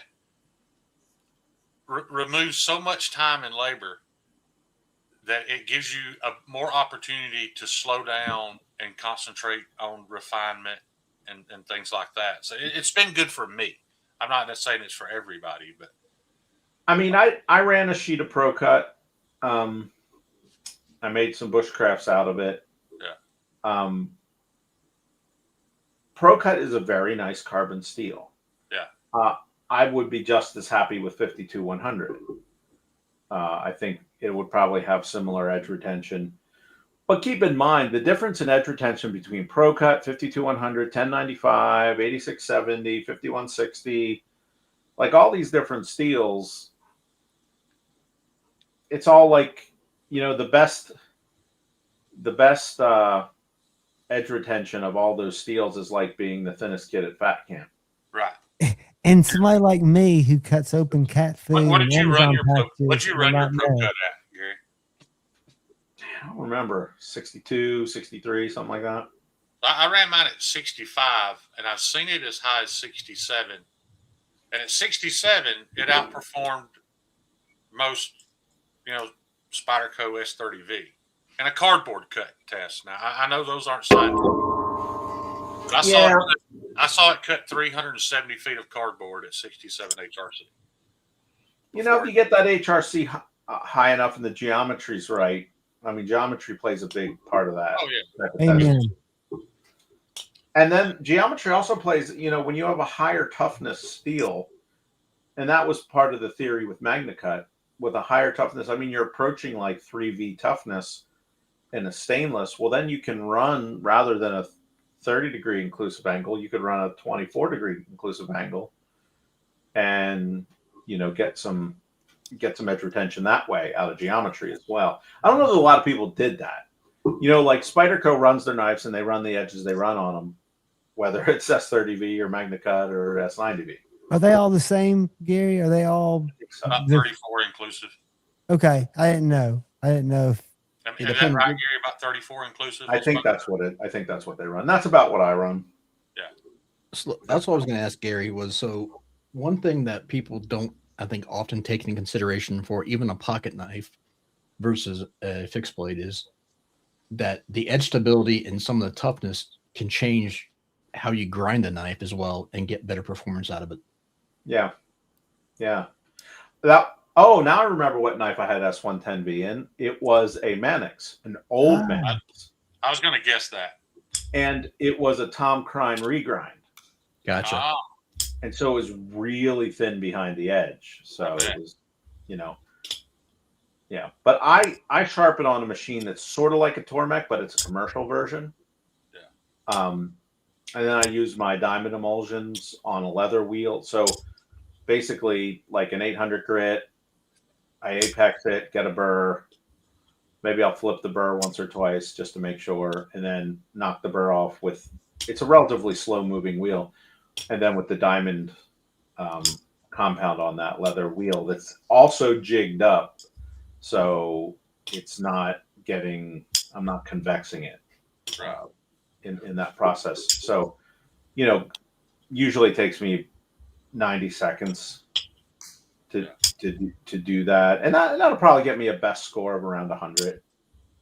Wow. Give or take, which is plenty sharp. I've made things That's more scary sharp, I would say. Even more complicated for myself, Gary, because I and maybe I was incorrect, but I've often blamed factory edges on the fact that a lot of people are putting pig edges on with a belt. I don't sharpen my knives at all. I make them, I ship them to Kyle, and he hand sharpens everything. So they've never had a belt on them. Now, if I were as experienced as you and knew what I was doing, I wouldn't have as much of an issue with that. But I don't trust myself to belt sharpen my knives and not heat the edge. So I have him hand sharpen them all, and that's worked good for me so far. So that's what I continue to do. But it would be very handy if I could just put an edge on it 90 seconds and and do as good an edge as you do. But I'm not capable of that.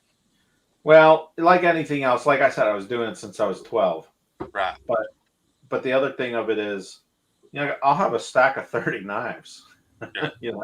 You've got to get through them. And so, you just learn. Now, actually, most of my knives are now sharpened by the guys that work for me, who are also sharpeners. Todd, I did get my recipe from Steve, but I backed it off from 67 to 65 because I was using thinner stock. So because of the thinner stock, I wanted it a little tougher. And I don't think anybody's going to complain at 65. So. Gary, if you don't mind me asking, how many gals you got working for Creeley Lays? Just 2 guys right now, 2 part-time guys. I got you. My goal is to be able to make my primary income from knife making, which is really hard to do. But in order to do that, I think I need to make and sell about 2,000 knives a year. And I'm probably at around 500 or 600 right now. Maybe I'll approach 1,000 this year. Maybe I have 700 that I just got back from grinding. I got to pay those invoices too. But, and then I have these 4 sheets of Magna Max. And so I'm doing a few bushcraft knives. One I'm going to send to DBK. Oh, so very cool. That'll be a whole thing. So one of them's for DBK, and I've like a year back order on those folklores. And so what I'm going to do is email some of them and say, you guys have first dibs at the Magna Max, because the people that ordered a Magna Cut. So if you happen to have, they want Magna Max. If you happen to have an inch wide strip and any length over 7 inches, hit me up. Because I make a small pocket fixed blade that's only an inch wide. I'd love a piece of Magna Max to make one out of. But I don't even know where to get it yet. You can't. I have to beg them to give it to me. Right. And I understand the way y'all have those knives cut. There's not an inch wide strip left over. No, they nest all that, I'm sure. I have a friend who's a slip joint maker, and I may cut. He gave me some CAD files. There may be some slip joint blades in the nest in a couple spots, but they're just small. Yeah. Shame. I told him to get me the files the last time I ran it, and he just didn't. So I just didn't give him any. But this time, and I bought my own laser, so I'm lasering in house now. It's a cheap laser though. Is it for your logos and for your blade steels, or for cutting? I have a laser for that, but this is a laser for cutting. I got you. Okay. Yeah. I'm sorry. I'm kind of green when it comes to.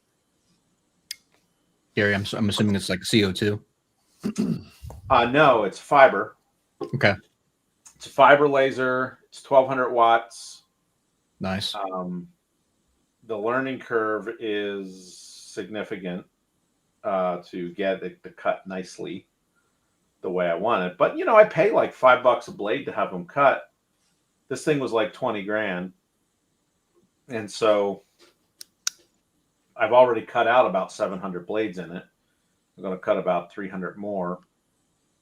So, and you can actually then take that piece of machinery and you can see how much it's going to save you over the course of its use.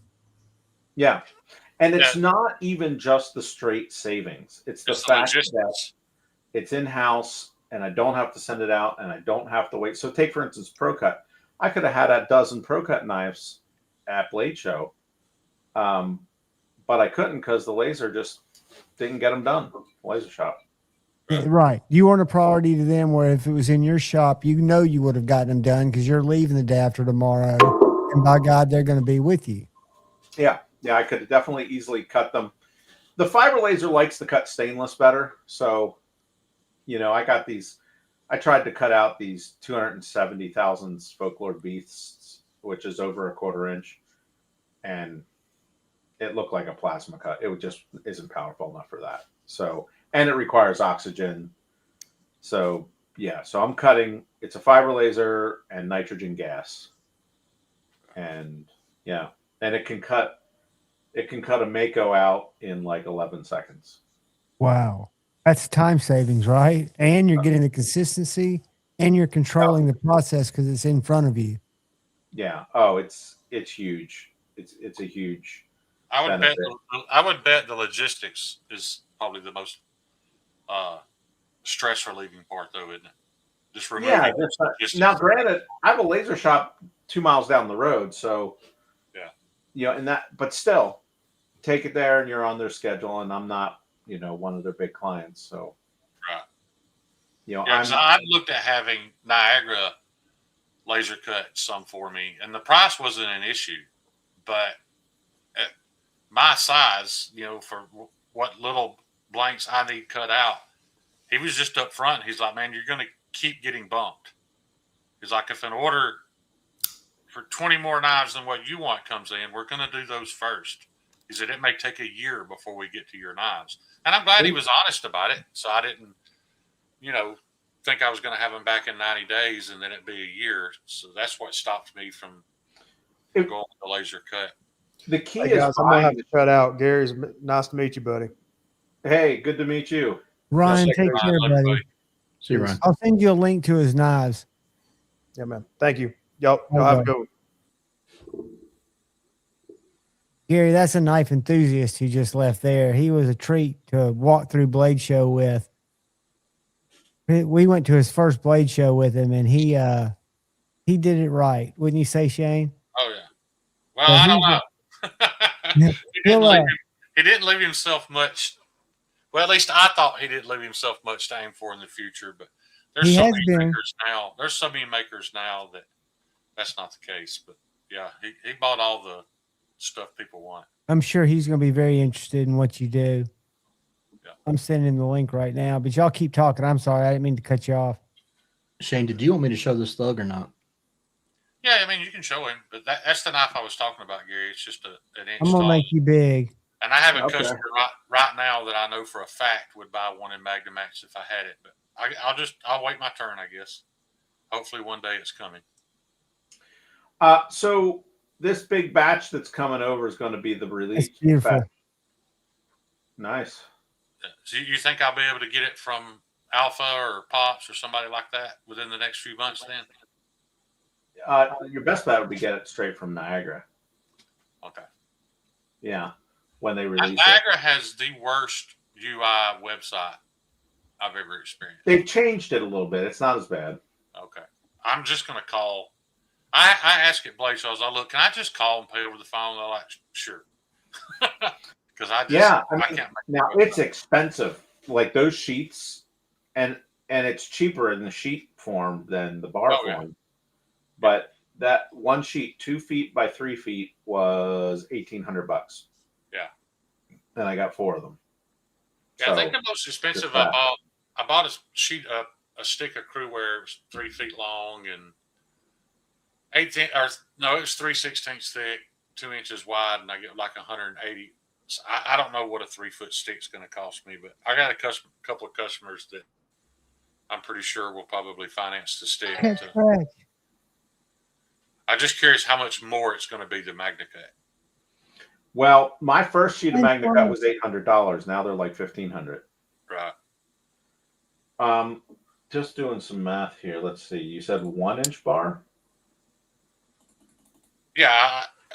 I mean, I typically buy 1.5 inches because most people don't have 1 inch bar, but just 1 inch, 3/16 thick, 3 feet long would be all I'd need on my first one. So 3 feet. So 24 divided by 1.5 is 16 bars out of a sheet. Okay, and let's say the sheet's 2,000 at that. 130. 16.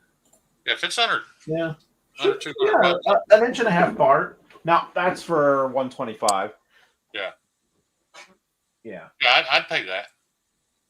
Yeah. That's not bad. Give or take. Yeah. An address was Yeah, I had a guy finance some Damasteel for me to make him a knife, so haven't started on that yet. Damasteel's Dopey, tough. what's up, Dopey? Damasteel's what? It's tough to make a business model for Damasteel. Yeah, You got $300 in the steel. right. You know? Yeah, No, that's before you make anything beautiful out of it right. Like, or anything that'll cut. I guess the steel is beautiful in that case. but it's going to perform like, it's going to perform like Like maybe 154. 154 cm. Yeah. But that's all right. Most of these guys in the chat, barring a handful, they all own a lot of super steels that they'll probably never need a second edge on. I'm that guy.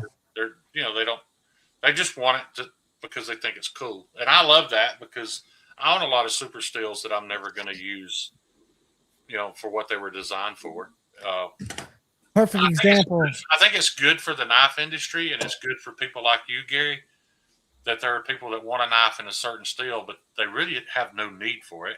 They just want it because it's in that steel. I think that's a large portion of what keeps people purchasing. Guess who ordered a K390 Dragonfly from Warncliffe today through Blue Ridge? Who? You? Well, I did through Knives and More. It's in the cart. Yeah. And they placed the next order. I told them to go ahead and put that in there and I'd get it. Yeah. I'm going to get some scales for it. I haven't found that I need anything with more edge retention than Rex 45. I don't either. I don't need anything. The 440C is probably to cut through my cat food. And seriously, I mean, for me, I'm an urban knife guy, right? I like to cut cardboard. Well, I guess cardboard I know. But yeah, I'm not the guy who's getting that extra value out of that steel. I just like having it in my collection. Like I do my Venatus or however you pronounce that.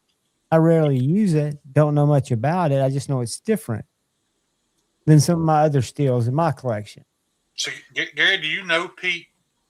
Like, are y'all on, or is he just a customer, or are you friends with Pete? I know he's in Australia, but I chat with Pete on Instagram, every so often. Okay. So I assume he gives you feedback, right? Most of it's on the video. He doesn't, he'll give me some. But the Rex 121 helped his channel a lot, and the Rex 121 helped my knife business a lot. So it was a very mutually beneficial sort of relationship. Strategic partnership that won. That's perfect. Because there are people out there, a lot of people out there, who buy a knife just because of something Pete said. Oh yeah. There are a lot of people out there that buy a Creeley knife because Erica was so head over heels about it. There's why is that funny? But she was yeah. She was definitely over the top. Yeah. Then the same way with a lot of budget stuff too. I spent the first 2 years of my knife collecting buying anything that Jared Neves talked about. If he said something positive about it, I sought it out. And I think it's cool that we're able to use this medium to get people to buy knives they probably don't need, in all honesty. What'd you do with that life-size doll of him that you bought, that you had made for you? Do you have it in a closet somewhere? I did not. But at the same time, this YouTube and social media machine, I think, has profited China more than it has anybody. That's why their knife industry has blown up the way it has. And I've just got a sour taste in my mouth about it because of, you know, the resultant opinions on certain steels, because that's all people have experienced is a Chinese version, and now they think it's no good. Yeah. I mean, yeah, the Chinese knives. There's so many of them. Many of them are really good in a number of ways. Yeah. But they just don't have for me. They tend to be a little soulless. I agree. And I hear that more than anything else. I feel it and I hear it. So your words are not coming from nowhere. I wouldn't. I can't put my finger on it. Yeah.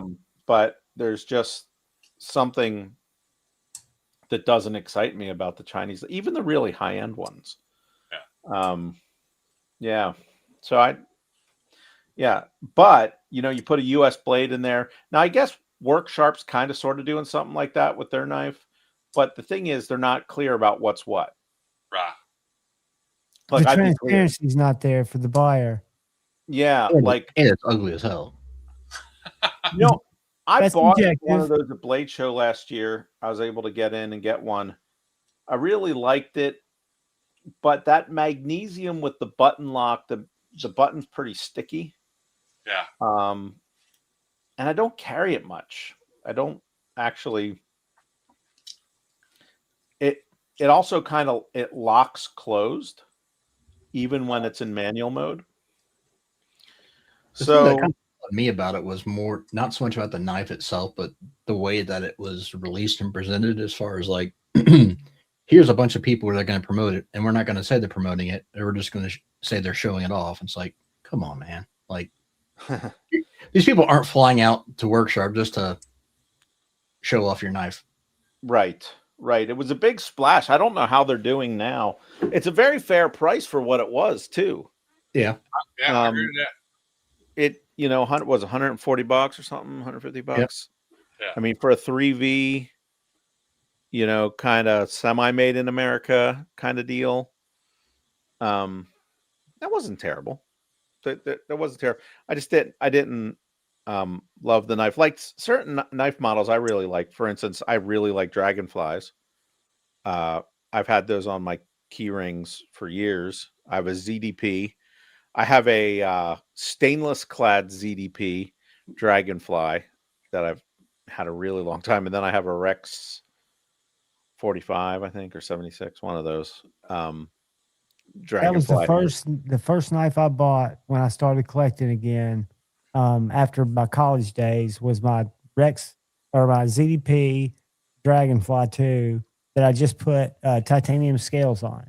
I love that little knife. And that's what's gotten me into now wanting to collect them. Gary, I have this thing about steels, and maybe you can help explain it to me because I could never have this conversation with Larry. But when 15V came out, I was super excited about it. And then I got it. And the guy that sold it to me, I don't know if you know who he is, but he goes by Super Steel Steve. Oh, yeah. Steve Clarey Customized. And Steve told me, he's like, I don't like it. And I was like, how come? He's like, it just don't feel sharp. He said, it's sharp, but it doesn't feel sharp. And that confused me. Then after having it for about a month, I realized I don't like it for the same reason. Like, it would shave hair, but when I touched my thumb to the edge, it never felt sharp. Now, on the other hand, Rex 45, which is not as high an edge retention steel, I love it because it always feels sharp. And I don't know what that is. I don't know how to scientifically explain that. But I was the same way with ZDP 189. They just don't have that bite, like when you touch them with your fingerprint and something in your brain tells you to stop before you bleed. Some steels that just don't feel that way to me, and I don't enjoy them because of it. What were you sharpening them with? What was the sharpening progression? Yeah, that's why I'm usually just to 600. I mean, I don't have a whole lot of sharpening. But what was the abrasive used? Exactly. I don't remember exactly. I'm sorry. Sometimes what happens with these especially high carbide, high vanadium carbide Right. blade steels, is if you're not using a good like diamond abrasive, you end up, if you're using like an aluminum oxide or All I something. use is diamond, but I will admit that I'm guilty of jumping from one grit pretty high to the next, and Well, that's all right. I know that's wrong, but No, that's all right. I was Well, usually if you're using diamond, and how are you taking the burr off? just on a leather strap. What's on the leather strap? Diamond emulsion. Diamond emulsion. Yeah. I mean, that should do it. I mean that should give you a pretty bitey edge. Sometimes, sometimes it depends on what grit you stop at with different steels. Like certain steels just like to get sharper than others, though. So, for instance, I found that crewware likes to really get sharp. I love crewware for that very reason. It just loves getting. ABL actually likes to get sharp. Yeah. And so there's just certain steels, D2 isn't as friendly to get sharp. Yeah, so, and some of it is, some of these steels work better at different edge angles also. Yeah. So, but all steels get sharp, and they all sometimes have their own little character to get there. One of the knives that I had as a kid that I learned to sharpen on was, it was made in Japan. It was like a Texas toothpick. And it was a carbon steel. I used it. It's like that fishing knife. It's a bigger Texas toothpick. Like it has the scaler for the one blade, and the cutting blade is the other blade, just two blades. Yeah. It was super thin edge geometry and super easy to sharpen. So, being a kid and learning, I was able to get that sharp really easily on, like, I bet you it was like an aluminum oxide. It was one of those triple stones, like it had 3 stones on it. Like one was like a pretty coarse aluminum oxide, one was an Arkansas stone, and one was like a ceramic or something. And so the steel was just so easy to sharpen. You could sharpen on anything. Of course, modern steels, I would not have great luck with that approach. Right. But yeah, all that to say, sometimes the grit you choose, like you maybe stop at like a 400 grit on a knife like that, and then use the strop, take the burr off. Yeah, maybe a lot of people will laugh at this. I stop at 240 on some of mine. I like it really to the edge. Yeah. I sharpened a Medford today at 25 degrees per side, so 50 inclusive, and it was just a S35, and it wasn't one of his bigger knives. It was one of his thinner knives. It still took me an hour and a half. That's on a Veneve 240 grit Dragon stone. I joke around. I don't want to sharpen anything. I don't want to use any sharpening device that doesn't have a motor attached to it. You've evolved past that. I would say it's not that you don't want to use it. You've evolved past those tools.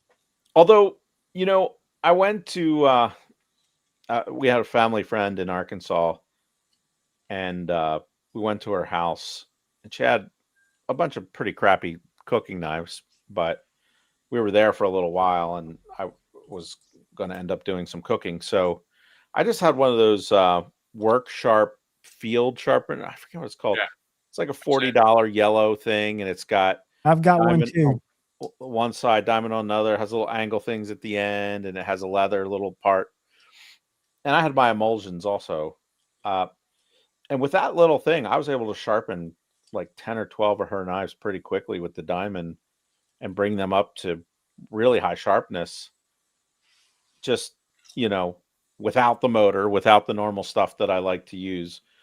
But, so it's just a skill like anything else. Some people can't cook meat. Yeah. My wife's one of those people. Yeah. And like, they can't get it right. It's either overcooked, or in her case, that's usually the deal. But a lot of people, like, they just can't. There's like a finesse to it. There's like a touch to it. Yeah. And like, you know, when it's That's why I let Kyle sharpen all mine. I don't have that touch. yeah. And so you either have that touch or you don't. And if you do, you know, you can get stuff pretty sharp with whatever you got. Yeah, it's just something. It's a feel you develop over time. But it's a skill set, and some of us think of it kind of like Jedi supernatural powers when we see some of the edges. oh, it definitely is. Yeah. John, I'm gonna jump off here so that y'all have a chance to talk about Creely Blades because I'm so anxious to pick his brain. I'm gonna keep the conversation to one track. So I'm gonna jump off and listen and be in the chat because if I don't, I won't shut up.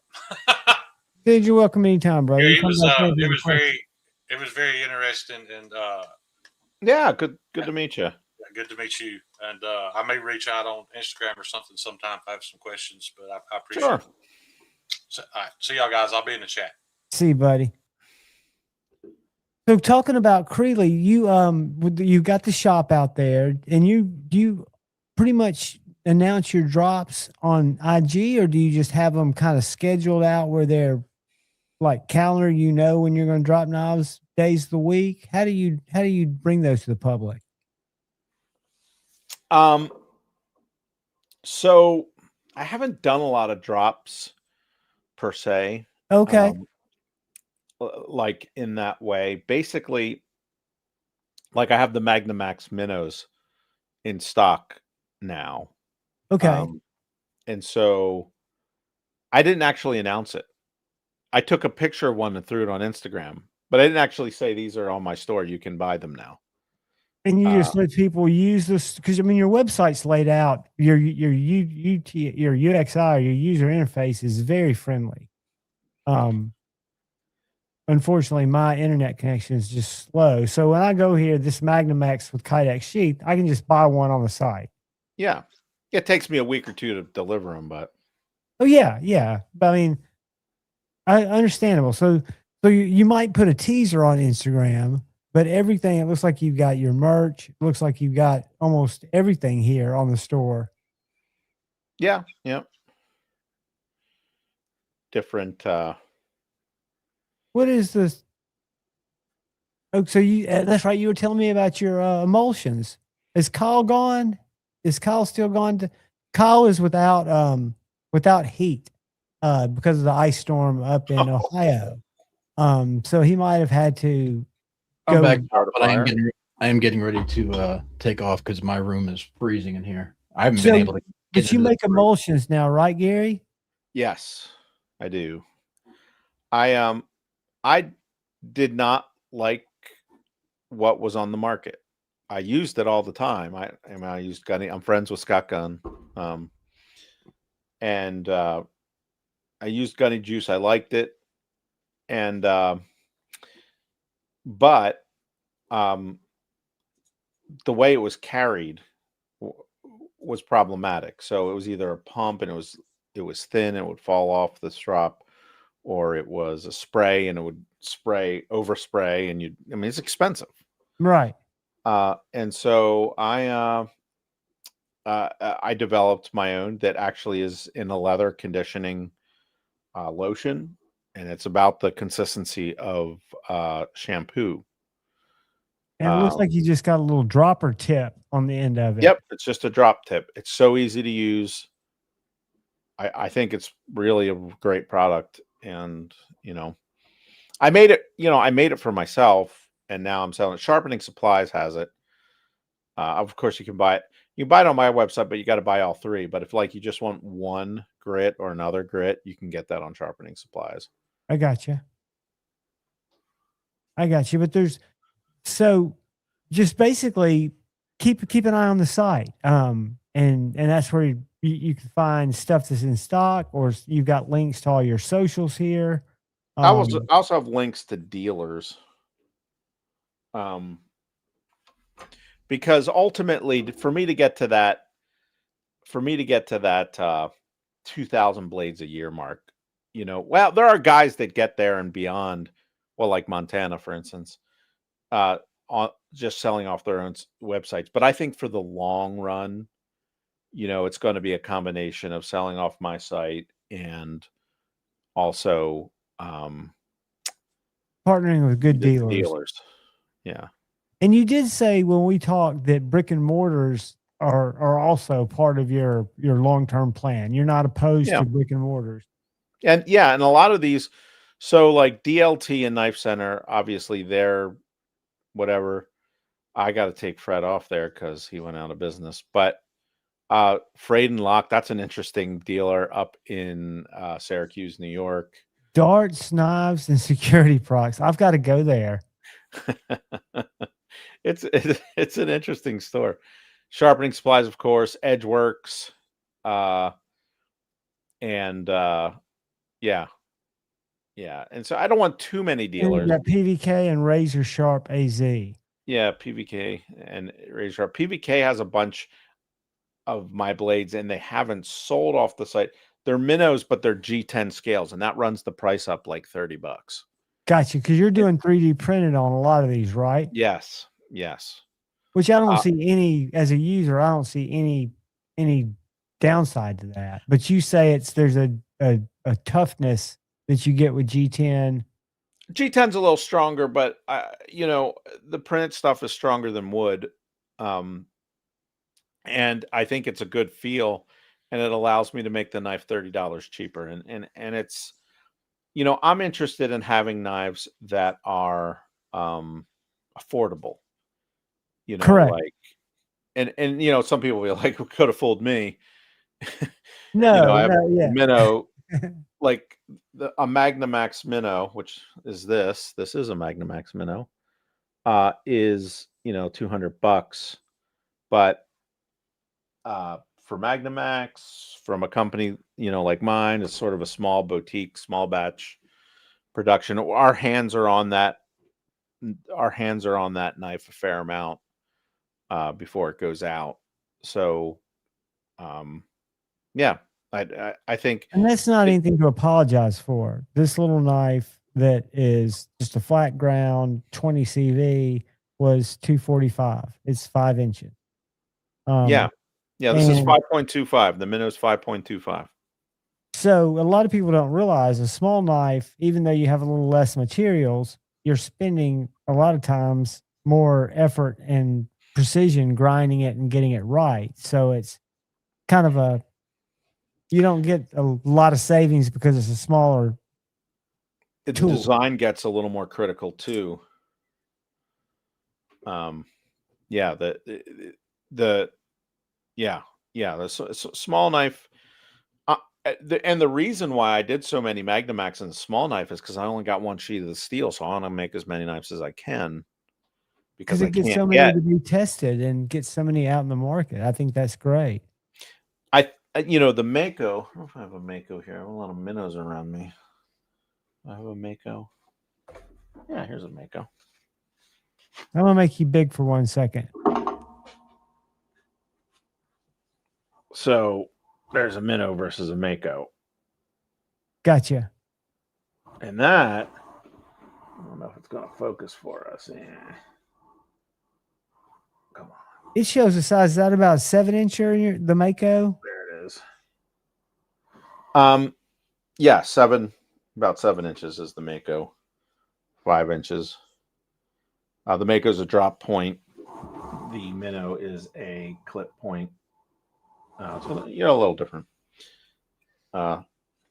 This is from the first sheet of Magna Cut I have, which is the research smelt. Oh, it's cool, nostalgic. Very much. And I changed some things about how I'm selling them too. So they all came with leather in the pocket leather sheaths, but not everybody cared about that, and there was a fair number of people just wanted Kydex. So I'm selling them the way I'm selling both the Mako and the Minnow right now is they all just come with 3D printed scales and Kydex. Now I haven't put the scales available to buy on there yet, but you'll be able to buy scales, 3 G10 scales if you want those. So you're going to get the 3D printed ones, but you can get G10, add them separate, and you can get the leather sheath and add that separate. And they're both on your site. Oh, I see the leather sheath. I haven't put the scales and the sheath on this site yet, but I So will. the sheath on the site is not the Mako sheath. It's I think I do have a Mako sheath. Yeah, you got a Mako sheath with Ulti clip. Yeah, I have the Mako sheath on there. I got to put the Minnow sheath on there separate. So you always just get the knife with the 3D printed in the Kydex. And then if you want the other stuff, you can add it. But it's brought the price of the Mako down. So the Mako was with G10 and leather, the Mako was $280, I think. But now, let's see, I can't even remember. Now it's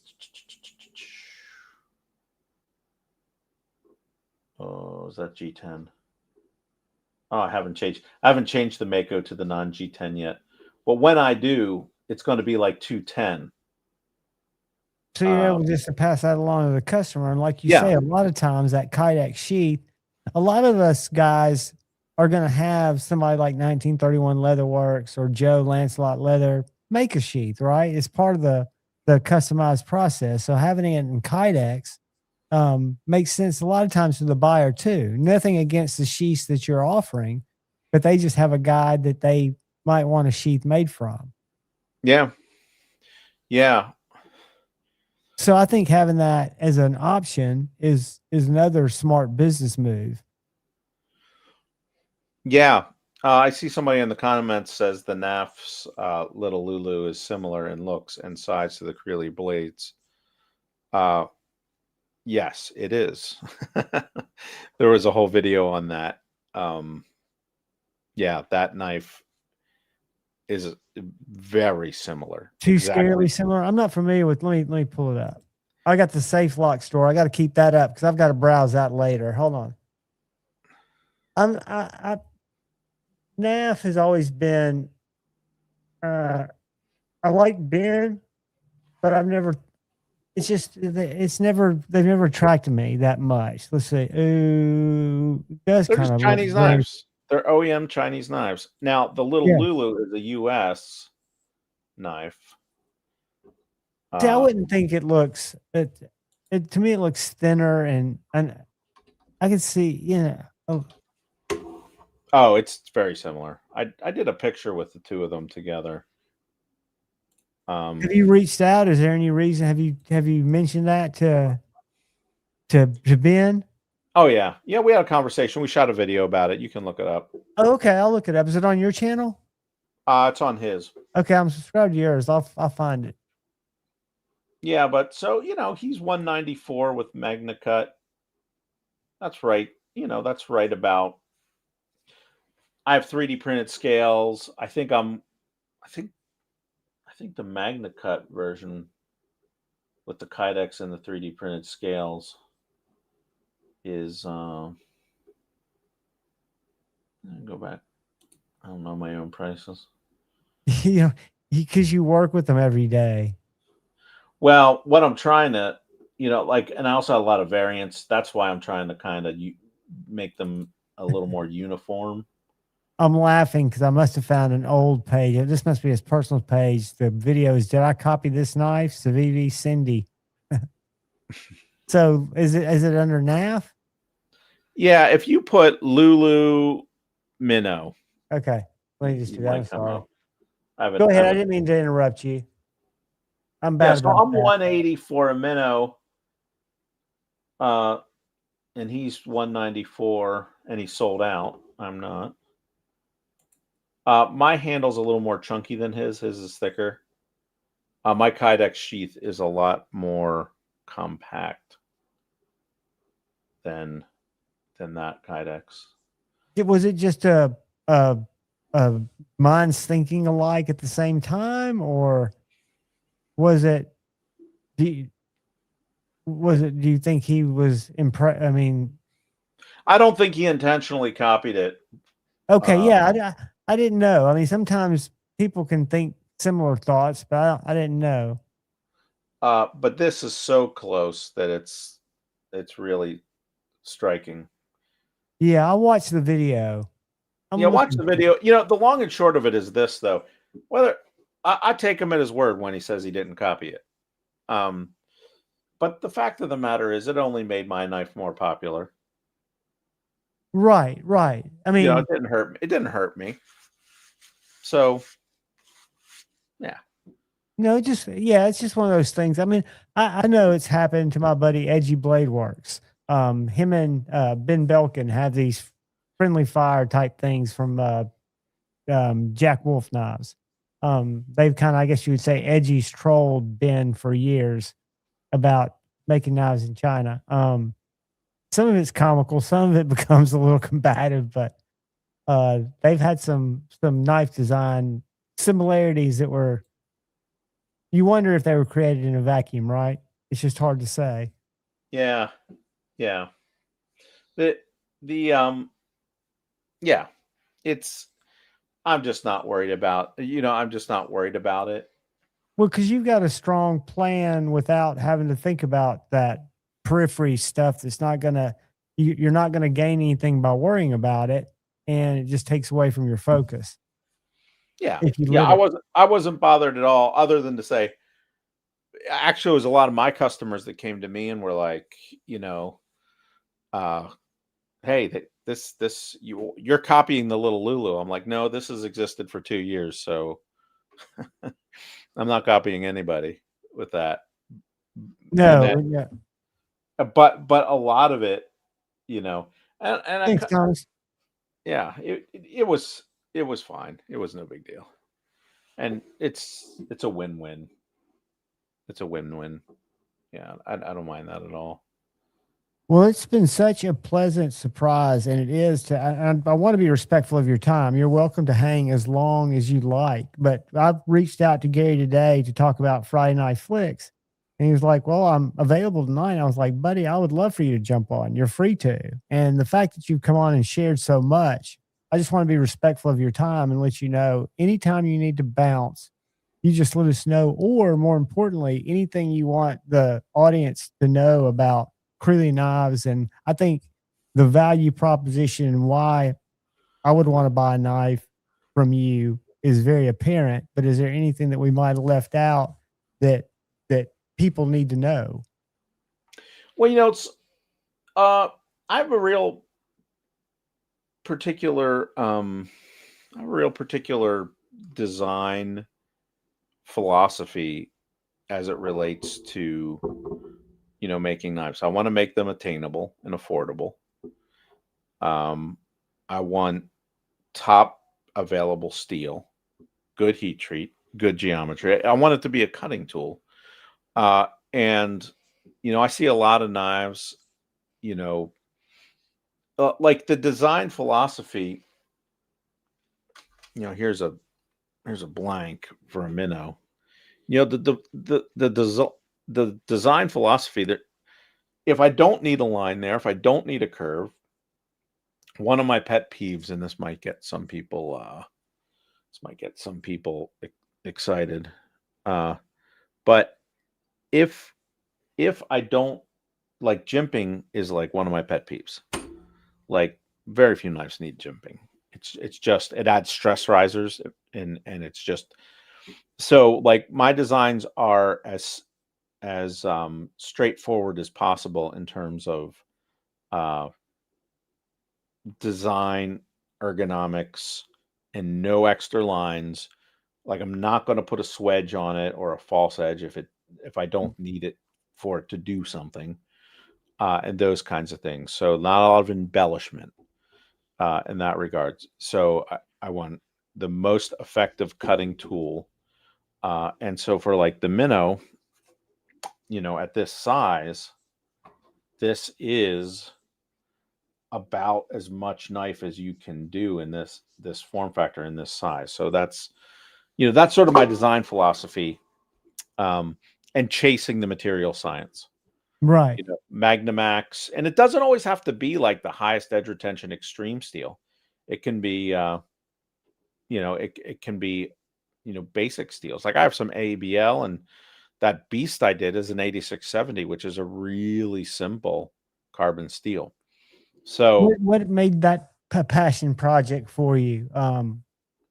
Being a steel that's, like you say, is not that unique, but what makes it more enjoyable? the beast, the Yeah, 8670. So Joe X did, he does his destruction videos on right. knives, and I saw some of his destruction videos, and uh, I just liked. I was amused by his test, and he was breaking just about every knife he got. So I was like, you know what? I'm going to design a knife that he would have a more difficult time breaking. I think that's the greatest story, or one of the greatest stories ever. So I'm so glad you told that. Yeah, so I designed. I was like, okay, I'm going to take a folklore, going to make it twice as thick. I'm going to put one of the toughest steels that you can put on it. I'm going to put a convex grind on it. I'm going to heat treat it and then temper it down further than I normally would. And so I did all these things, and he couldn't break it. And it's a fun video. I have a reaction video to his video on my site, on my YouTube. But yeah, it was a purpose designed knife. It's kind of a silly knife, if I'm But that entirely tells honest. a lot about you, I think. I think that tells a lot about your philosophy in terms of pushing the material science in all of your designs. If something like that inspires you to take on a challenge, does that not affect your everyday design and trying to make a better tool or a tool that performs at this level or that level? Well, it speaks to, what's the best steel. It's about the right steel for the right job. And so that was the right steel for the right job. And that knife for like 2 years was my best-selling knife. And it's kind of silly. Uh, I mean, it's a 1/4 inch thick bushcraft knife. People love stuff like that. We like it because, or I can speak for myself, because somebody actually made it and it's cool. I mean, a lot of us, a cool is more important than the tool if it's big and, They are overbuilt. gratifying. I don't know if I have one in. I don't have one with an ear each, but they are gratifying. Just a goofy, stilly, thick. To feel it, and you just feel like empowered maybe to go out and chop into a stump. Yes, yes. And if you watch the tests he does, I mean, yeah, he puts it through a really difficult test. I agree with you, Baird. I think that's the coolest story. Yeah, it was a cool story. It was, and Hey, I'm Vincent. still surprised people still order it, but they do. Well, because I think it's more than just getting your knives out there is part of the challenge. Keeping and turning customers into fans, into advocates is a different level. Your knives have to perform. You have to be responsive to issues that come up when they come up. And I think you do all those things kind of in an orchestrated fashion that work very well. And it seems like you've got plans to scale that same type of performance with your business plan, which I think is just inspiring. Yeah, I hope to be able to do it. I enjoy it. It's a passion. I and just trying to build a business that can sustain in the knife business is fickle. The knife and it's even more fickle, I think, in the folding world. But uh, it's fickle enough in the fixed blade. But the other cool thing about making knives is legacy. Uh, I'm a pastor, and uh, one of the things in my church, I'm looking at developing a ministry, a men's ministry called uh, Brookside Legacy Men's Ministry. Brookside's the name of the church, and this whole idea that we have this sense of wanting to have some kind of legacy, and these knives that I make will outlast me. These will be around long after I'm gone. And so the idea of having that kind of legacy is interesting. And even being a knife maker and being able to create something that people are willing to give you money for um, is kind of an inspiring part to making knives. So it's a fun business, and Yeah, and you're making practical tools that will outlive you. But the thing for me is, like, I'm not much into art knives. I appreciate them, but I want a functional tool that people are going to use. I don't want somebody Right. to buy my knife and sit in the closet. Right. So You want it's kind of they're understated, but they're elegant in their function. yeah, In the fact that they performed the duty that they were drawn up by you to perform. And I think that's what's great about the knife longevity. It's not just the fact that you created something that someone's willing to give you money for. It's they're willing to give you money for it and the performance and use they get out of the tool that you created for a specific task for God knows how many years, right?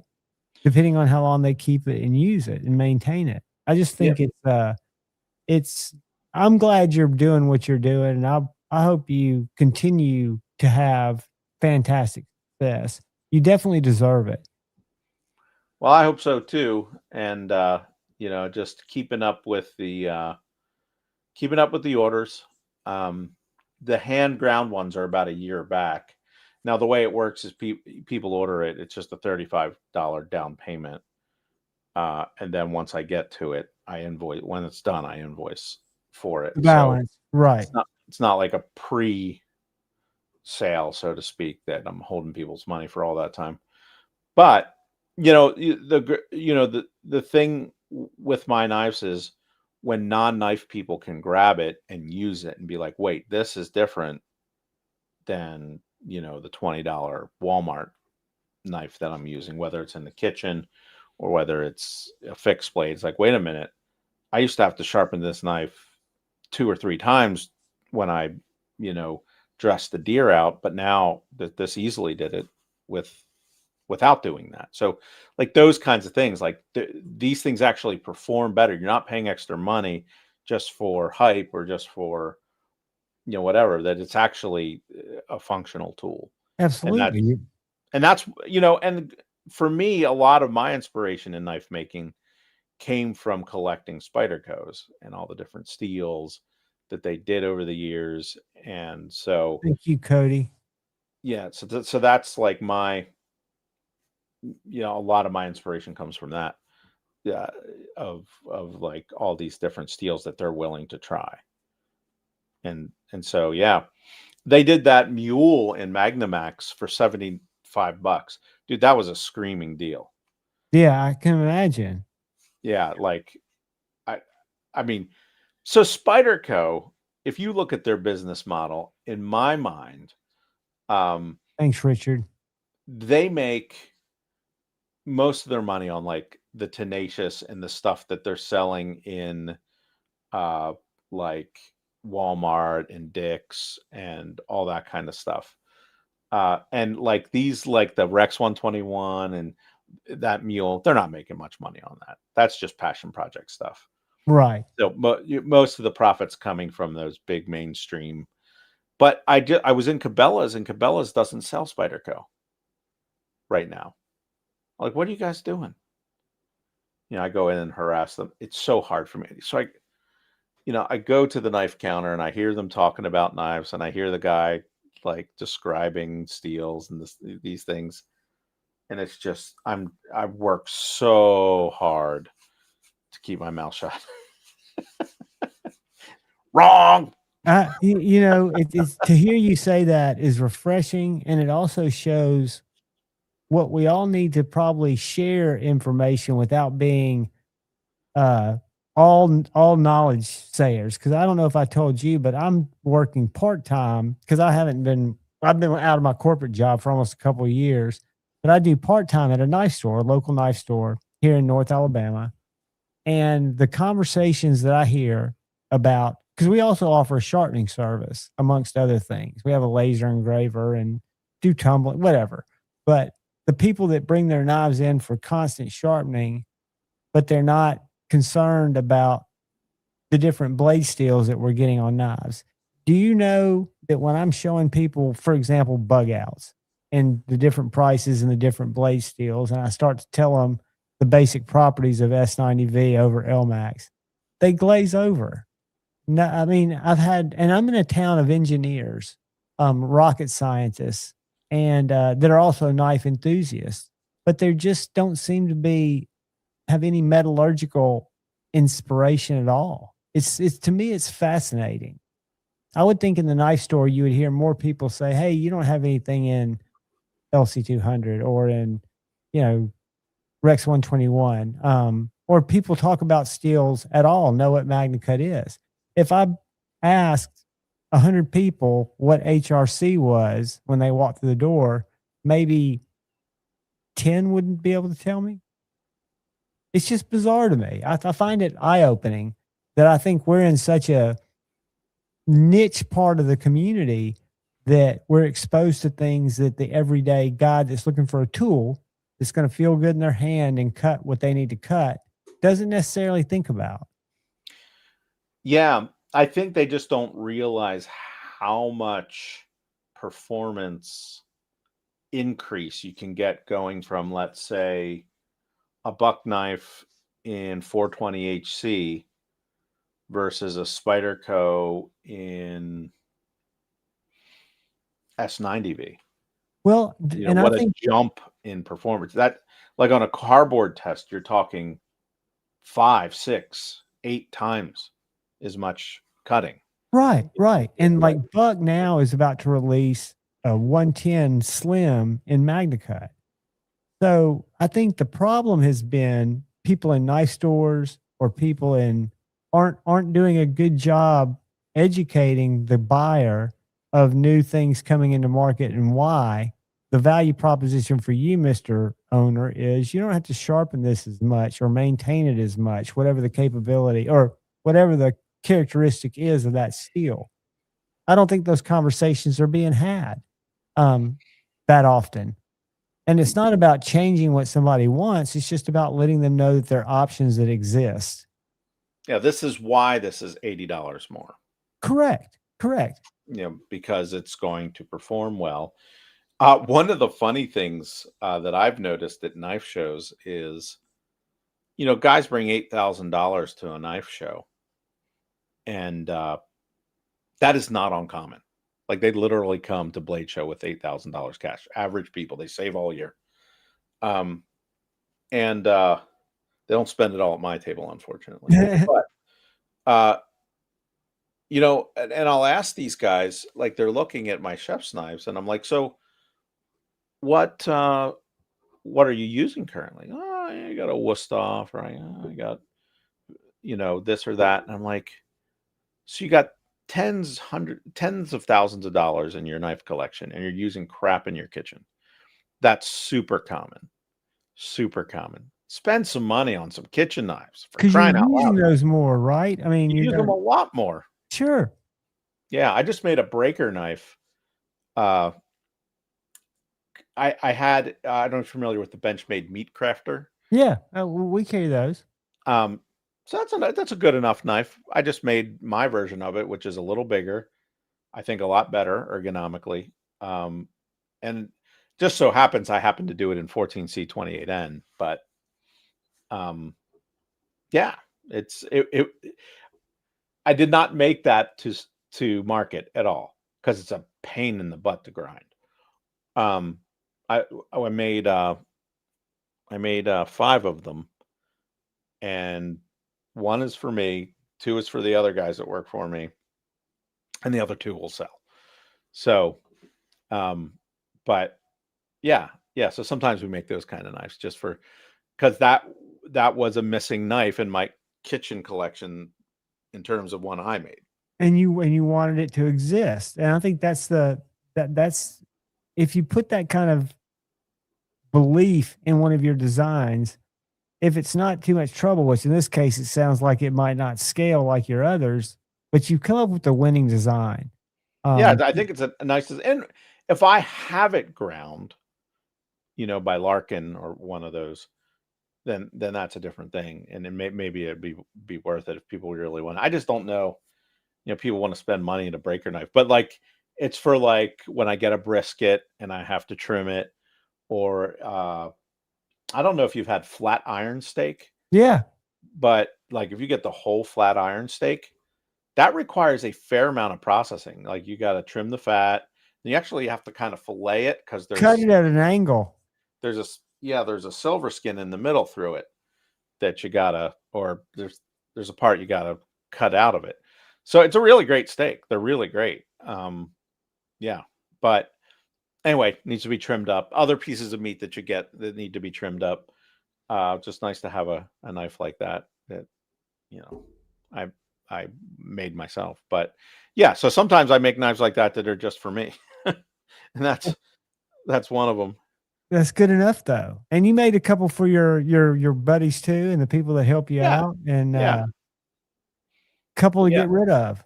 They should have decent knives in their kitchen. Absolutely. Yeah, the Boink Boinker says the minnow looks great coming over from Rumble. It is a great little knife. That's the knife that I saw. One of my customers brought it in, and that's what made me reach out to Creeley and say, "Hey man, you make really cool knives. Tell me about Magnamax." And I learned a ton. Yeah, and I did promise to send you some knives, and I don't know if. Oh, dude, no worries, no rush, no need. It's just we also talked about your shop dealing them. Yeah, that's what I want to get you in touch with Tate. He just had a surgery, pretty serious surgery, but he's back in the store now. And I think leading up to that, he hadn't been with the end of the year thinking about a lot besides that. But he's back now. And what I'll do is just get you guys together because he's very familiar with your knives. He saw the Minnow and the Mako too when that customer came through. Oh, okay. Does he go to Blade? Yeah. He goes. He's the buyer. I've had a couple guys come by and ask about dealerships, and he may have stopped by and asked me once. Little short. I think he's got some Korean in him, but he looks like a little short Weeble Asian guy, but he's not Asian and he's not a Weeble, of course. But I'll probably be with him at Blade in June, and we'll definitely come by. I'll introduce you guys together because from what you and I've talked about, the model works fine. And what I've talked to them about and them looking at your knives, I think it's just a matter of having a conversation and seeing what your requirements are and things like that. Yeah. And it's, I want a handful of small dealers. I like Knife Center and DLT sold my knives. I didn't do Blade HQ. Just didn't get to that. But eventually, once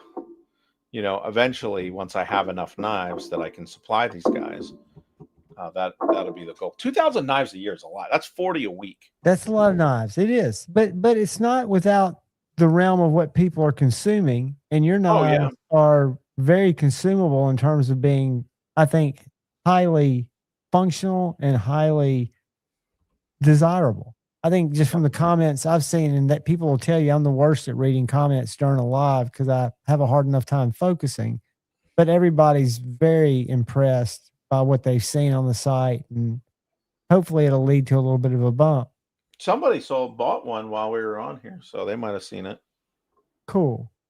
Yeah. So, I appreciate you joining. And you're welcome anytime. I want you to and since you don't do drops, I guess it doesn't make as much sense. But if you ever have anything you want to share, or you'd like to come on and just hang out and share your knowledge, I'd love for you and Kyle to talk steels and stuff like that, because to me, that's where I learn a lot of what I learn. Just because he talks about things that I don't really know much about. I say on my channel, I'm a overviewer. I'm not the really reviewer guy. I do kind of show and tells of knives that I like, and that I carry, and that I use to open cat food. And I'm not going to downplay them on what they can do, but they're all kind of designed to do the same thing. I designed a little knife that Edgy American Blades made for me that we sell called the Fret, and it's just a little cardboard cutter, tall, Magna Cut, 64.5 HRC, super thin, little cardboard processor, cat food opener knife. How much is that? In my back pocket. This is $280 with the sheath. And this sheath is a little bit more bougie, but the leather sheath that it comes with is by 1931 Leatherworks and is the exact same shape and pocket dropper sheath. It's just black and tan. Nice. That's what that one sells for.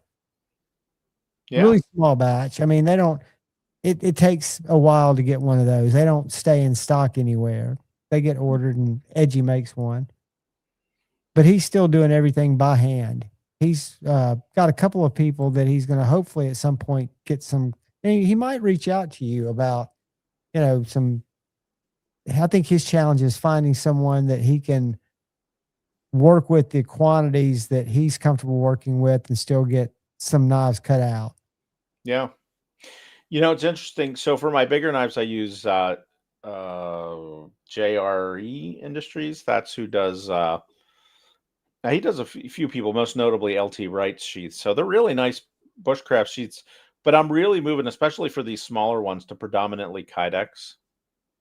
Are you able to make that in house, or do you have someone doing it for you? I have that made. Yeah. Okay. The same guy that makes my scales, my G10 scales, makes the Kydex. He's one of the best Kydex guys in the industry. Yeah. I mean, and people who do it well, there's no need to bring it in house if you've got a reliable source. And if he's already doing your scales, it's a no-brainer, right? Yep. He does the G10 scales, and yeah, he just does great. He does a great job with it. They're a decent price. The big thing with Kydex is there's an upfront tooling cost, $2,000, give or take. So before you make one sheath, you got to pay $2,000 to do it right, to get like a form. And yeah, they make a form out of aluminum, and then the sheet of Kydex goes on the form, and it might be 4 sheets, 6, 8, whatever they fit on the. And then they heat up the Kydex, they put it on there, it vacuums it down, holds it down till it cools, lets it up, and then they put that on the CNC and cut it all out. I got you. And so yeah, now the way they do it, What's like a local maker or like a in-house, is they'll heat up the Kydex, they'll fold it over, or they'll make just two and put it in like this foam and squeeze it and wait for it to cool. And each one is a one-off. Then you cut it up, cut it out, and trim and drill your holes. It's more laborious and not as. It's pretty labor intensive. Yeah. So yeah, I've seen some guys do that on some shorts. Yeah. On the smaller makers, I guess, that are making their sheaths in house. Yeah. So, but anyway, it's a lot less expensive than the leather. It's a lot less finicky. And because my scales are the same and my blades are the same, it fits really nice. And so, and the leather's available, and people can add that if they want that. But for everybody, like what I was doing before, everybody was paying for the leather. So now you've got the choice, and most people are going to go with Kydex. Like you say, it's just a more durable. And like for a minnow, I don't have one in Kydex here, but with a minnow, with that Kydex, you just throw the whole thing in your pocket without a clip or anything. Just grab it. That's what I love about that little knife. That little knife is just and I love I don't want to say bulbous, but it's got a really unique bulbous handle that to me just filled the hand for such a small knife. And that's specific. That's one of my design things, that style of handle. Well, you nailed it, because it felt great on the Mako too. I mean, it's just a great feeling handle. Yeah, I like it. All my knives have some manner of that.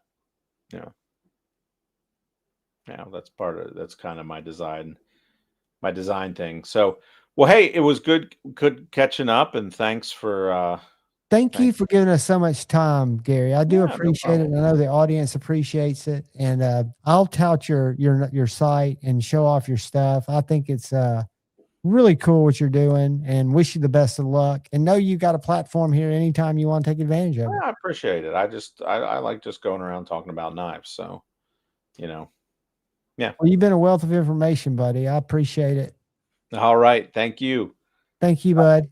Have a good one. Let yourself out, or do you want me to get you out? Yeah, I can get out. Okay.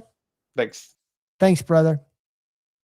Well, guys, that was a treat. That was an unexpected Tuesday night treat to have Creeley Blades in here talking about what they do differently. And I'm in love with his knives. Slicey, using, MagnaCut, Magnamax. And like when we were on a store, we can go to a store now and I can dwell just a little bit longer. But the Minnow's the first one I saw. And you guys know me, I've got a problem with little knives. And this is probably one of the coolest little knives because you can choose all these different handles, or you can go with G10. And that little handle just fills your hand.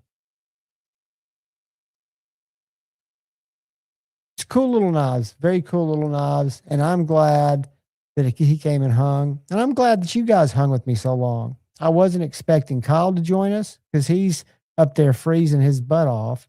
And then Shane got in. But guys, I'm going to go get some dinner. I'm going to eat late. We're going to break it up. And I appreciate y'all coming. Hopefully you'll come see me Friday Night Flicks. I should have Jason's knife tomorrow, the Gripper V2. Hopefully he'll join us Friday night. But guys, thank you so much. Do me a favor. Look out for the guy or gal to your left. Look out for the guy or gal to your right. Look out for each other. Go forward with love in your heart and choose debate, not hate. I love you all. Peace.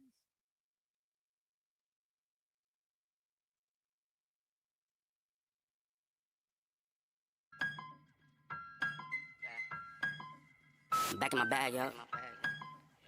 Conscious. ISO. Diamond. Back in my bag and I gotta brag, I do this shit for real. When we was down and we had nothing, we had to share a meal. We put the shit in overdrive with no steering wheel. Shorty throw that thing back in a pair of heels. Yeah, she be riding on that thing like a Ferris wheel. Yeah, I love them dark skin, brown skin, caramel. You know